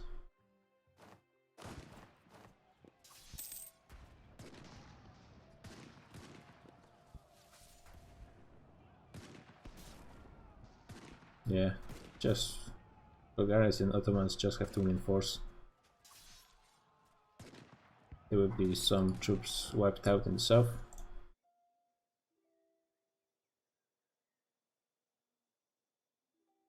they're not probably going to win the battle in the north, even though it takes a long time for Hungarians and Ottomans to reinforce there. They still can't do it.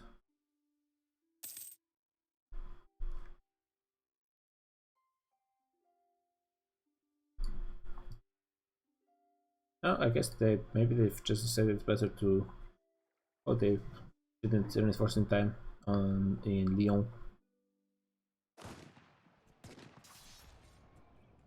So they might end up winning those two battles, but it's not really that important. Oh, they could stack up the Hungarians in the south, but they're not really realizing it.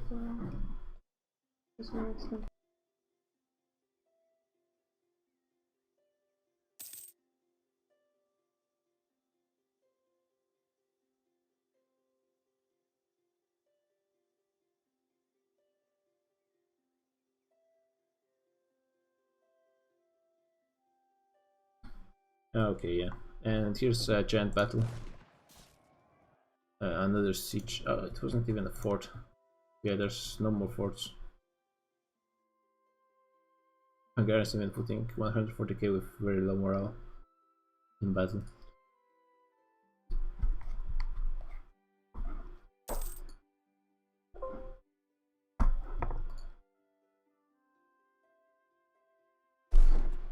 Yeah, just look how many more troops there are for the Ottomans and Hungarians. There's 100k more Indians here, but I mean, if Hungarians only wanted, they could just attack them. They would even get the... yeah, that's exactly what they're trying to do. Just going to be a one giant stack wipe in a few months. In the end, though, a lot of people died, and actually the attackers did lose many more.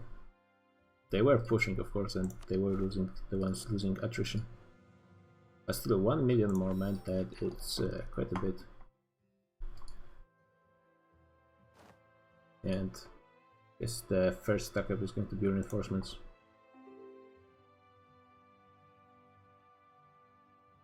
Yeah, so it looks like the Indians are having the superior quality in actual battles. Yeah, better infantry.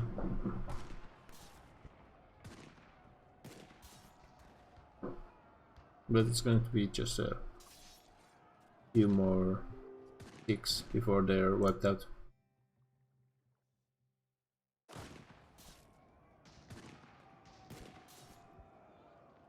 Yeah, now they're artillery in the front lines. 600,000. Yeah, over 2 million dead for Ottomans and Hungarians. Also province over 300k. Which is more than Nepal, for example. Somehow. Did some Japanese die? Oh, just barely any. They're also splitting into two groups. Provincial troops get there first, but they actually got pretty beaten there. But now the reinforcements are coming. India's fought well, but yeah, it did almost million Ottomans died. They might still die if there's a few more battles. Yeah, but I'm not really sure why Ruthenia is not doing anything. They could just destroy the Ottomans.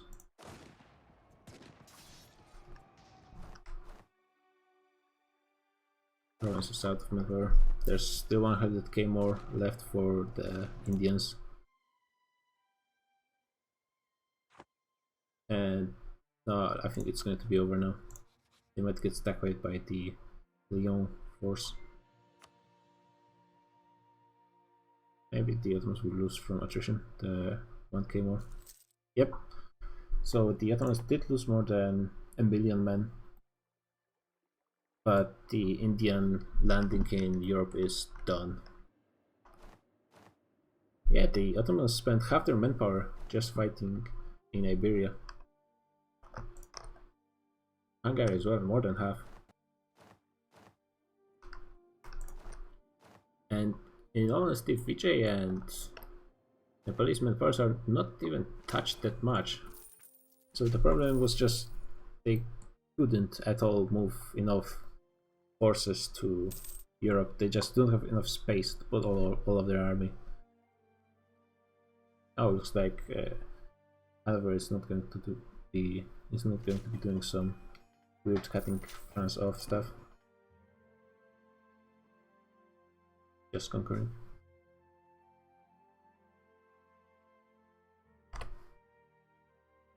Just conquering and leaving the south of France to Hungary.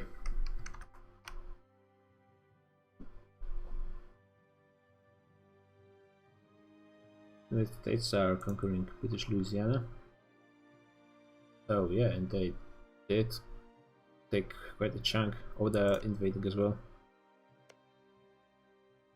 Just fighting the colonies, which is just super easy and no problem. The United States might get pretty big as well as Oda. It's the GPU player left, as you might expect.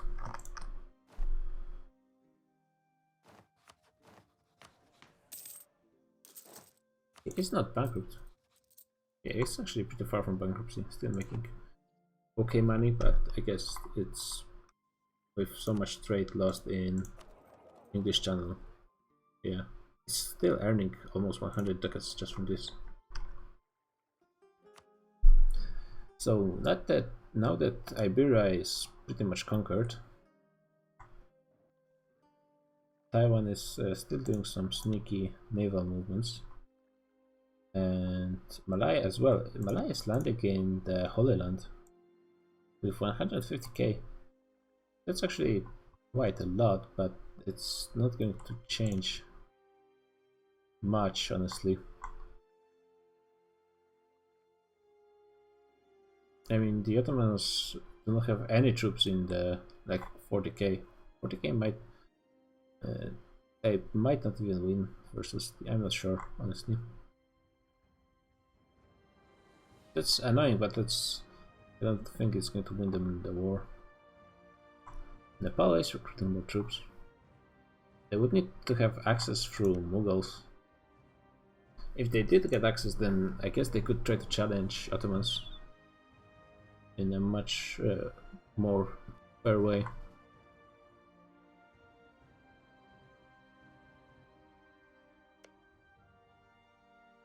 Yeah, I guess France is going to be finished in 7 more years.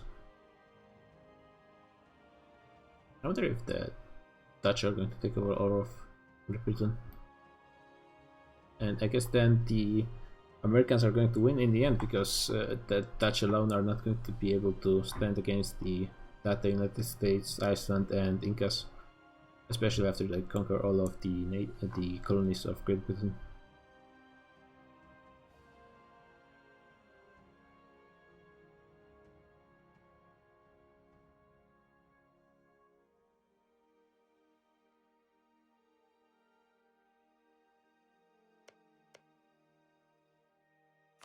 Was it Ottoman land? Oh yeah, so I guess Ottomans got 1 province for... What did they get? 2 provinces. 3 provinces. 4 provinces. Okay, so the Ottomans got 4 provinces from Ruthenia for letting them out of the personal union. Yeah, I wasn't expecting to stream as well, but everyone was like, you know, there's going to be wars, there's going to be wars. And to be fair, there were wars pretty much the entire time, I think. Oh, damn, there's so many Malayans.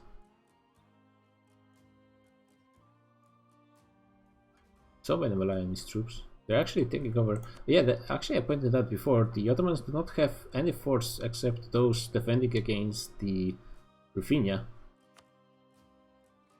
So Malayans are taking over a lot of land, and Mughals are now recruiting as well.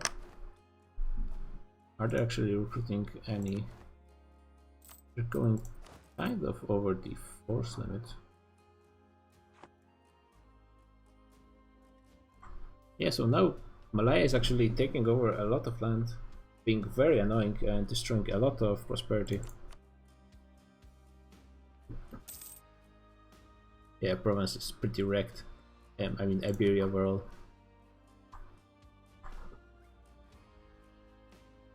Yeah, now that the Ottomans are coming, they're probably going to be able to get Malaya out of here, no problem, but still that's pretty annoying. And I think is it mostly mercenaries in Malaya? Malaya is making a lot of cash. Actually there's a bit manpower troops. Yeah, a lot of manpower cannons. But it's not like it matters much, honestly. Because manpower troops for Malaya are pretty bad anyways, and they have money to recruit a lot of mercenaries. Actually, wait, how many do they have already? Yeah, like 100k mercenaries. So I guess it's fine. The Ottomans are going to be pretty annoyed with losing so much prosperity. Yeah, I think they have lower income now than, yeah, by far lower income than Bithynia. This is a really nice hit. They will regain a lot of it by reconquering the provinces, but still that's pretty annoying. Okay, Nepal is doing some movements.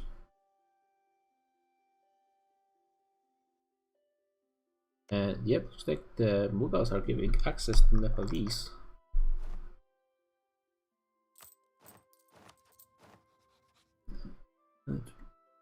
Yep. So Nepal can just move to Iraq. And there are no forts here. And a lot of Ottoman troops are still in Iberia. They kind of did they kind of went a bit fast with invading the Middle East. If the Malaya waited until, like, actually, no wait, the Ottomans have the same view as the Mughals, so they would see the Nepalese coming, but they might actually not have. And still, they would start going from Iberia only now, not now that the they're already here with a lot of their troops. And it's Nepalese are going in a kind of strange way, just piecemeal instead of going all together. And Vijay is not going there, and they need Vijay troops for sure to do any push. They could do it though. If Ayutthaya also came, Japan could come. Yeah, Japan is moving the troops, is raising the maintenance. If all of Asia moved on Ottomans, I think they should win, maybe.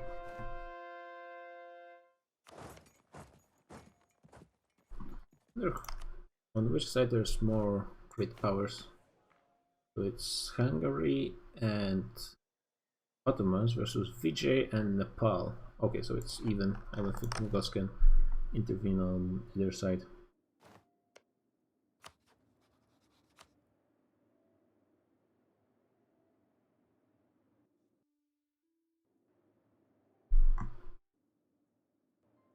Yeah, Malaya's troops are retreating, but Nepalese are coming there.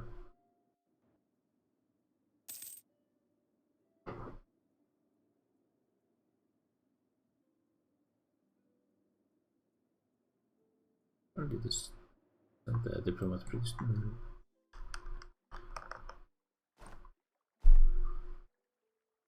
Vijay has 80k in Africa, not doing anything. No troops nearby Europe. And yeah, finally the Vijay troops are moving through Mughals.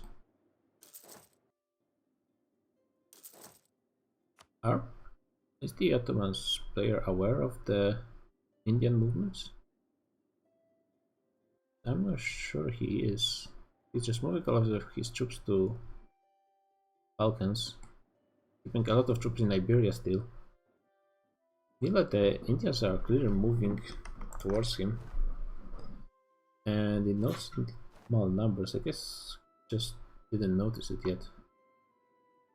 I wish there was like a camera vision mode like in StarCraft, where you can see what the player is seeing. He has, I guess, 30k here,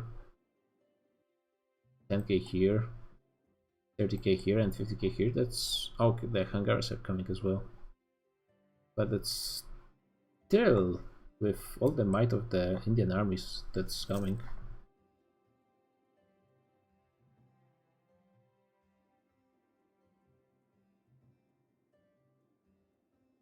Yeah, I think the Ottoman players should now be aware.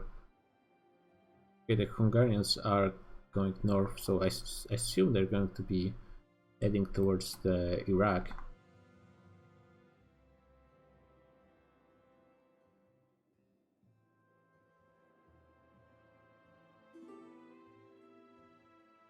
Okay, now Mughals are offering everyone military access. I think the Ottomans had it anyways because of how the access works. Like if you give access to one side, it automatically is given to the other. Actually, it might be Taiwan that's hitting Ottomans the most. Yeah, they don't have any trade because of the pirates. They're losing a lot of money because of them. They're not getting anything from their main trade node. I think they're moved just to collect from trade everywhere else they can. Outside of their most important trade node. Or I guess maybe they're not still aware. Because they don't have any troops moving and they're not organized here at all. Nepal is just stack wiping a bit of troops. There's 80k here, but that's not gonna stop Nepal. And there's more and more coming.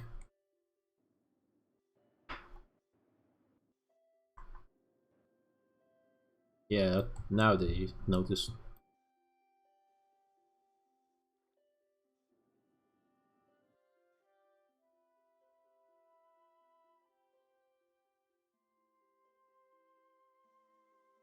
Ottomans just mass retreating from Iraq. And the Indians are going to be able to take this. They're going to be able to recruit mercenaries, which is something. And there are no forts. There's one level 4, which is not that great over here. I mean, Indians... There are no forts in Iraq, Syria, and Egypt. There's basically nothing stopping access from Asia Minor. That's a pretty big oversight from the Ottomans. They're not going to be able to force defensive battles on Indians.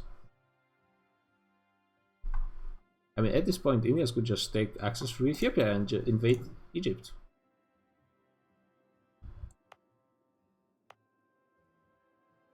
Or go through decent terrain because there is just deserts and drylands over here. They don't have to go for the mountains anywhere.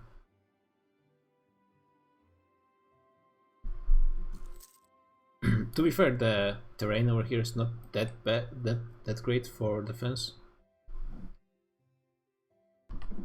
But still, it's the Indians will be able to pick where they push, even if Ottomans just put enough troops on the front line that they have to fight somewhere.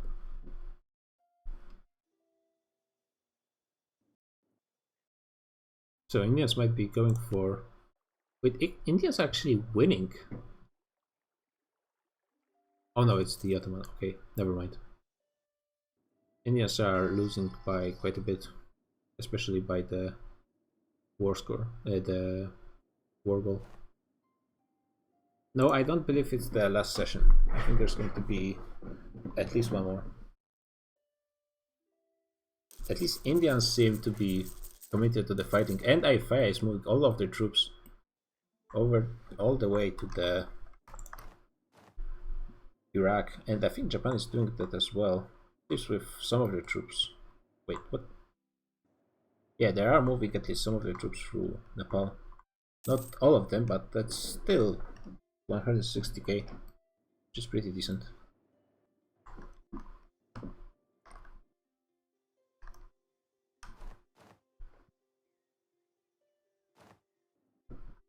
Now it's still going to be a bit more difficult for the Indians because now they're going to be attacking. And before they got very nice kill to death ratios because they were on the defensive. They were fighting defensive battles over and over on great forts. Oh, they managed to catch the Taiwan stack. I'm doing pretty well for itself. But he can actually recruit troops, and Vijay is actually invading Cyprus. Another stack going for Syria.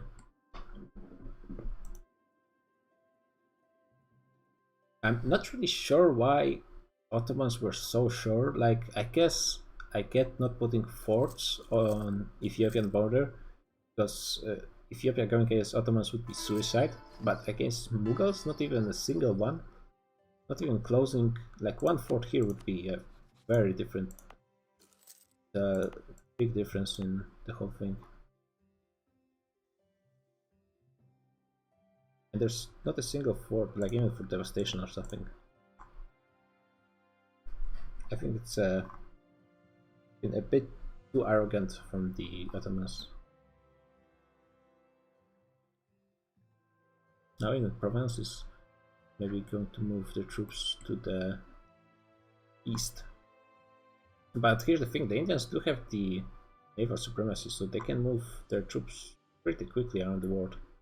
And they have, I like what Vijay doing with his 80k over here. That's quite a bit of troops, but 80k troops is enough to be quite annoying. They can do a lot of stuff with this. After conquering all of the islands, of course.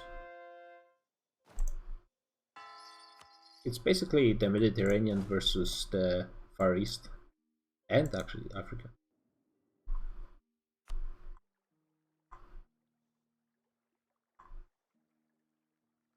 For example, they can invade Sicily or something like this. They have enough cannons, right? Wait, actually, I'm not sure if they have any cannons. Oh, they're going for a battle. The Polish troops are decently superior to the Ottomans, but they do not have cannons right now in the back. Okay, finally they managed. They have -1. Both sides are still reinforcing, though. It's going to be a lot of fighting there. Both generals are not that great. The Indian one is slightly superior, but I'm actually surprised they have such bad generals, both of them. I find troops are retreating. The Indians are not really putting enough troops in the battle. I think they should also move a bit more to the north, just to secure the reinforcements, because right now if Ottomans just went through Sinjar and attacked them, then this battle is over instantly. Because the Indians wouldn't be able to reinforce, and they would win over here maybe, but still. Yeah, now the Nepalese are taking huge hits in battles. I guess it kind of depends on tick. Oh no, now they're still losing a lot. There's still many more troops for both sides. France requests access, okay. That Mexico is fighting France. I guess it's just Netherlands invading France, just as I expected. There's still like 500,000 troops for Ottomans. I don't think there's enough troops for the Indians. They might be getting pushed back, I think. Yeah, as you can see, the kill to death ratio is getting quite more even.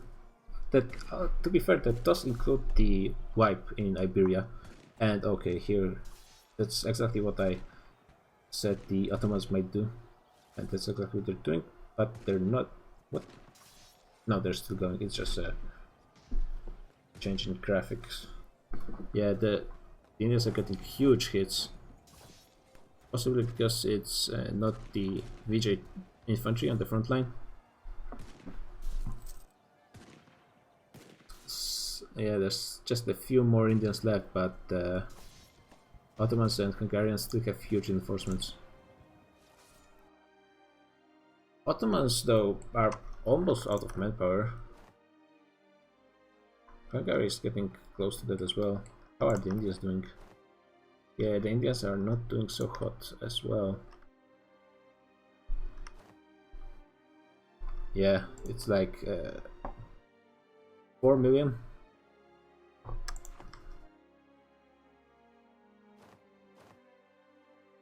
How is the manpower gained by the Indians? 5,000 for Vijay, another 5 for Nepal.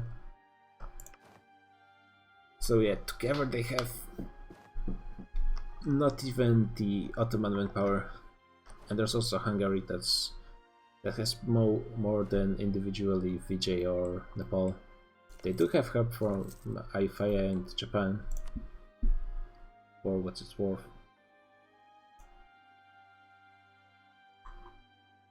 But yeah, the Ottomans did manage to catch the Indians in here, and they really need to win this battle fast, and I think they will. Yeah, they actually managed to stack wipe the Ottomans, so that's really lucky for them.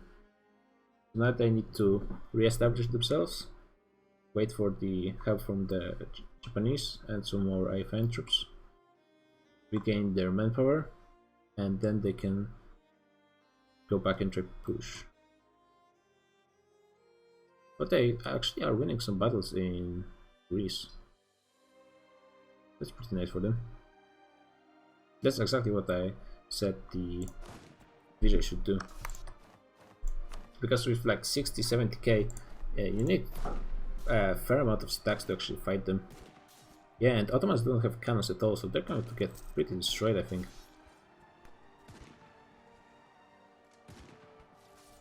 Especially while crossing with -2.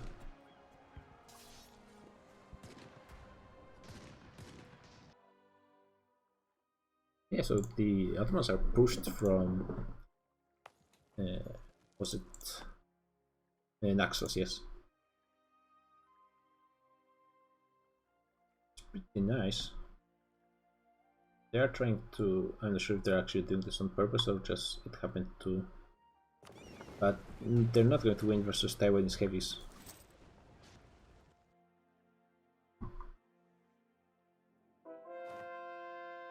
So yeah, Taiwan and Malaya doing their thing is, I think, pretty valuable to the Indians.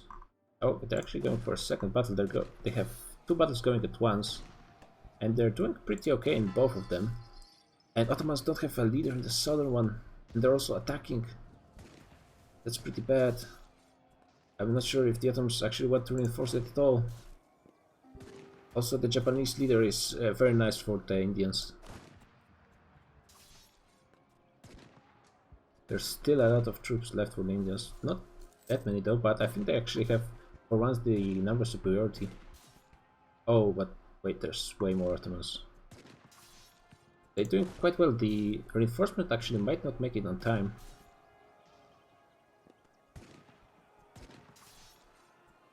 Yeah, they shouldn't try to reinforce that. Okay, so the Ottomans are pushed in this battle, and they're actually going to retreat quite a bit. Unlike before, they retreated only a few provinces in... Oh, looks like there's a battle going on here. And Hungary loses because they don't have a leader anyways. So even though Vijay only has a few troops, only half their stack. And in the south they lose as well. Indians are pushing hard right now. Are the Ottomans building forts? Because I think that's what they should be doing. No, they're still not building forts anywhere, I don't believe. They think they can just do it with the raw power of their armies. Which, to be fair, might be the case. They're not that far from... Like, they only need 23 more war score to be able to force the Indians out of this war, and Vijay is not paying attention to his army. He might lose a battle even though he doesn't need to lose it at all.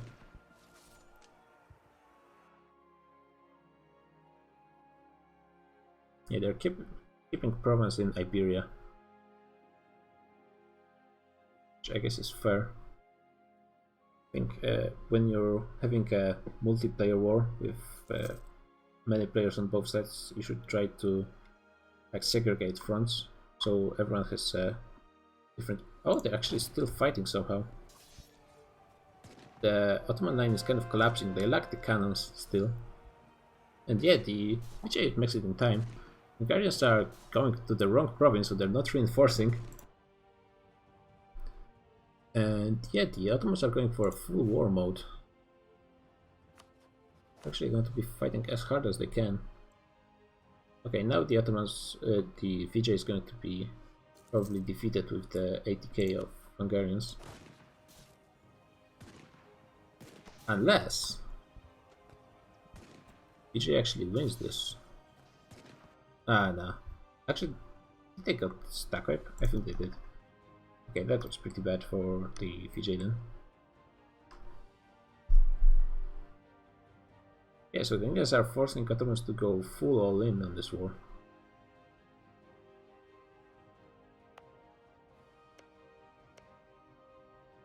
And who are the, by the way, are the Ottomans allied to? Provence, Hanover, Ethiopia and Mughals. Okay, because what I'm wondering is if the Ruthenia decided to attack Ottomans, which I'm sure would be pretty easy for them to do. What's Ruthenia spending its money on? I guess buildings probably. If Ruthenia attack Ottomans, he might get help from Hanover and Mughals, which is still a pretty big deal. How strong are Mughals right now?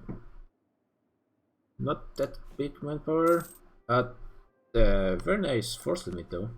1 million. And a lot of money as well.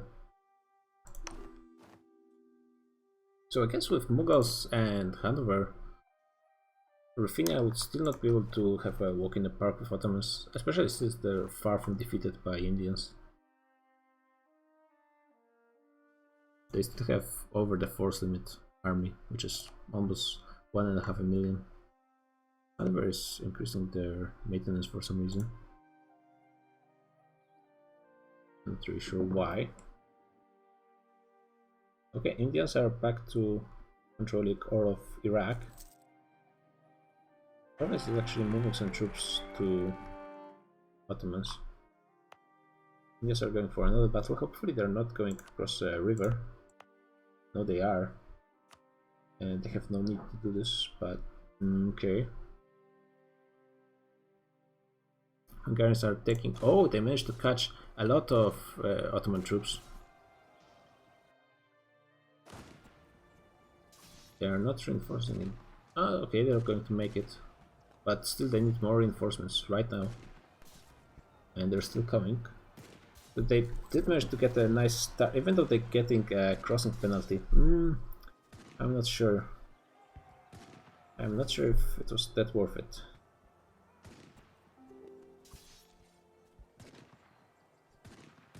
Guess it's going to be a long battle and they'll have to deal with the crossing for a long time. Japan is catching a stack with no leader and just infantry, which means huge losses for the Ottomans.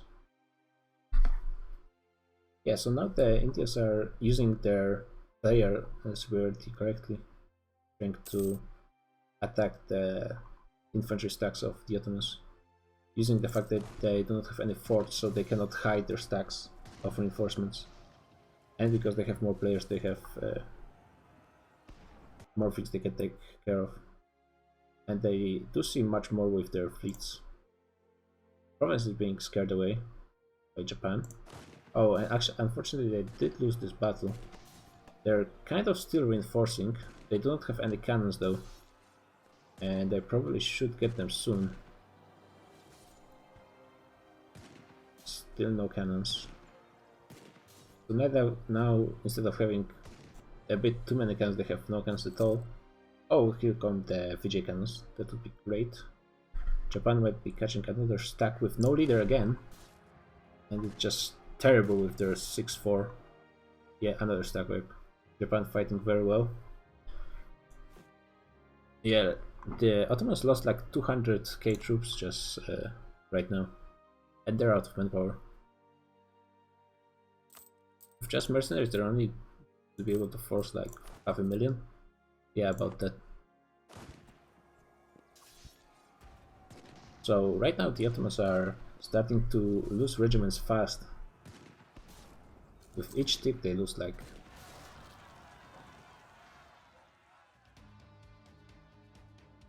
And stack wipes are becoming really damaging to the Ottomans. There's still a lot of more forces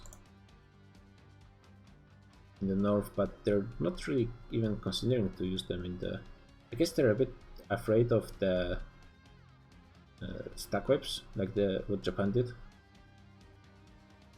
Yeah, now they're sending their own cannon stacks to hunt for the Indian troops. Yeah, and now Japan doesn't have a leader somehow. I think he must have died or something. Or they moved him over here. No, I guess he must have died. Oh, Age of Revolution started. This battle is close, but Indians need some reinforcements fast. I'm not sure they're gonna get them. Yeah, so in the end it's kind of turning it a bad fight for the Indians. Yeah, now they're losing almost as many troops as the Ottomans. They're quickly catching up to them. Yeah, the Ethiopia should attack Provence. They always wanted Fezzan.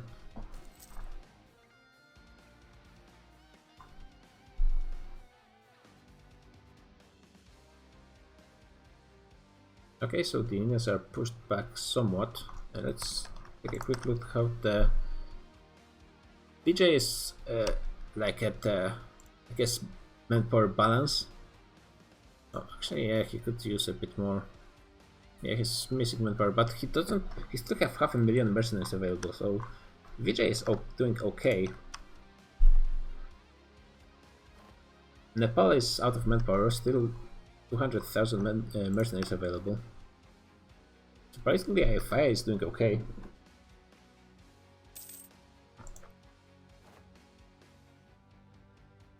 Japan is doing okay on manpower as well. As I said, the Ottomans are now... Yeah, they're actually in the similar spot as Vijay, but they actually can recruit less mercenaries than Vijay right now. If the war lasts long enough that it's going to be mercenaries only, then perhaps the Indians will win.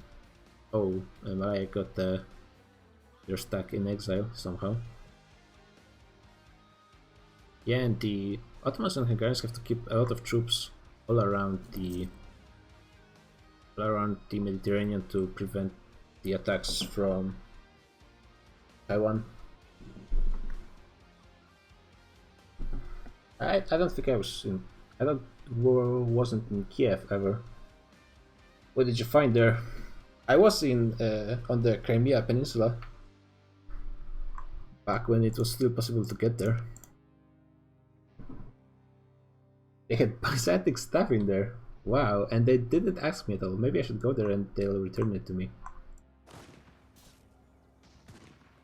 Another battle in Mosul this time. I think it was the attack by Ottomans. I believe the attacker is in the upper side. They're doing well for now, though they do have a bunch of cannons on the front line. I need to quickly check. Are they consolidating their regiments? Byzantine, I believe, is the adjective for Byzantine stuff. Oh, they're not really consolidating. That's a problem, I think. They really should do this. I'm going to watch... What? This is a strange maneuver. Yeah, Kiev was pretty close with Byzantium. Yeah, they're not consolidating. It might end up biting them in the long run. Because you need your troops to be fighting at their full ability. Of course, one icon was almost identical to my avatar. My avatar is the how is it called? It's a mosaic from Ravenna of Justinianus the Great, I believe. That's his name in English.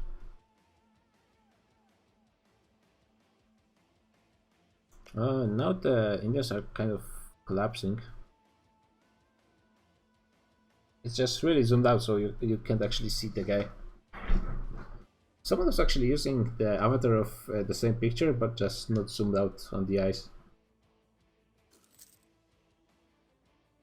IFA is keeping their cannons in the back.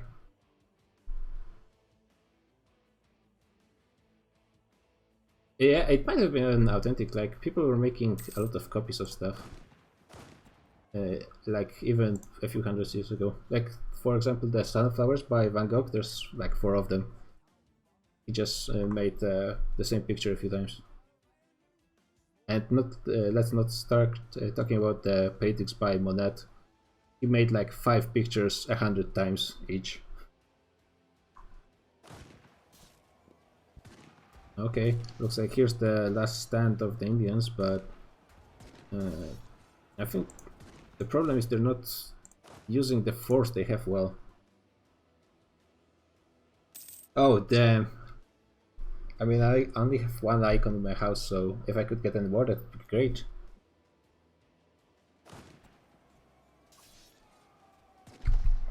The Indians have better leader, I believe. Oh, nice, a 6-6, that's great. With 3 siege as well. It's a pretty great general, but yeah, it looks like they're... And the Ottomans are starting to surround them. Yeah, the Ottomans are also now using the lack of force to their advantage. And they have still many troops. Indians cannot no longer reinforce in the north. They might win in the south, but once their main army is defeated, oh, and there's going to be a lot of stack whips. Yeah, looks like the Indian offensive now is just collapsing. And Ottomans can just go and invade Vijay back. I mean, yeah, it's just a lot of stack whips now. Yep. Yeah, looks like Vijay troops are returning all the way to India. Oh no, just a few provinces. It's pretty lucky for them.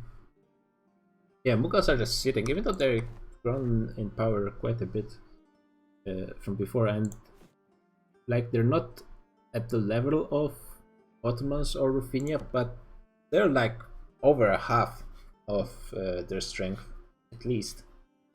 Especially at the start. At the start, they have really high army force limit. Easily comparable to Ruthenia and Ottomans.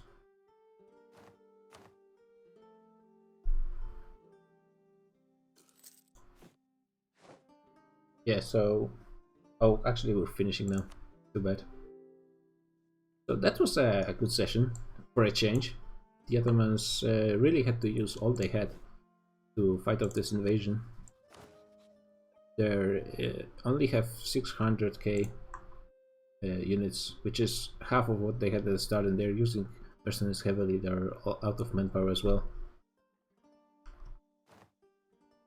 And Hungary, actually Hungary managed to get some manpower back, but they're not doing that hot as well. They don't have that much standing army. Well, they don't have that much force in it, to be honest. I think the Indians still have kind of a better capacity for fighting than at least the Ottomans alone, and Hungary is not helping them as much as it probably could. So I think it's still up in the air who can win this, but I think some important question is, are the Ottomans going to try and invade India, which they certainly could. But I think that would just play in the hands of Indians who would beat them back fairly easily. and it would be hard to gain some ground because of all the forts, and they are level 8, so getting across them is going to be taking a long time.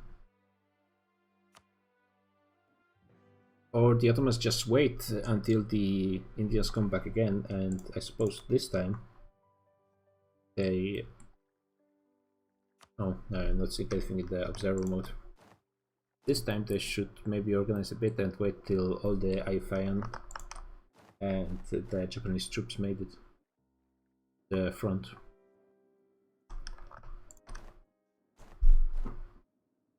On the other hand, well, Nepal is producing 175 units. I'm not sure who will win, and it all depends on a lot of decisions. But I very much like what Malaya and Taiwan are doing in the Mediterranean. They actually are fairly slow, I think, with the conquest. They did manage to take all the islands in Greece and Malta as well, but they still didn't take Baleares and Sardinia. And they need any wars they can get because they're getting pretty low. Especially since they don't have the war goal. Maybe they should consider trying to do some naval invasion in Iberia, like if they take the... Yeah, but naval invasion would have to go through like actual naval invasion, so without getting into port, because they do not own any province in there. But anyways, it's going to be interesting. Next session maybe Ruthenia does something, but Ruthenia is still kept in check by Hanover and Mughals. And Hungary is not really committing that much yet. I think Hungary could definitely use a bit more force. They're more of a securing force, I think, in this alliance. Ottomans as well are keeping 160k in the back. Actually over 200. So right now they're keeping almost most of their forts in the back instead of actually fighting Indians. But doesn't that mean that Indians are not doing that hot? I'm not sure. Well, anyways guys, GG. It was a decent session for a change. It's been a long time. I think like the last 2 or 3 sessions were pretty bad. Just a few wars. This time it was pretty much non-stop action. Yeah, I'm from now on I'm putting VODs on YouTube. Yeah, I think you know, right? ASP, I think you know about the YouTube channel. It should be up in a few hours. So if you want to watch it, the VOD, you can do it on YouTube instead of Twitch. I do it because they have way too many gigs on my disk. So I cannot keep them anyway, and I want to keep the streams just because. Okay guys, thanks for watching. Well, now I probably will stream next week because it's starting to look pretty cool, and it might be last session next week. Depends on how things go, but we're getting pretty late in the campaign. Yeah, I'm for sure going to play Bannerlord tomorrow. I'm not sure about MP though. I'll let you know. We can discuss when exactly we're going to play. I think I would prefer to play single player first in the morning, so like about 10. I also have some stuff in the morning. Yeah, but GG guys, and I'll see you next week. We'll see if it's going to be last session, but either way I think it's going to be pretty action packed one way or the other.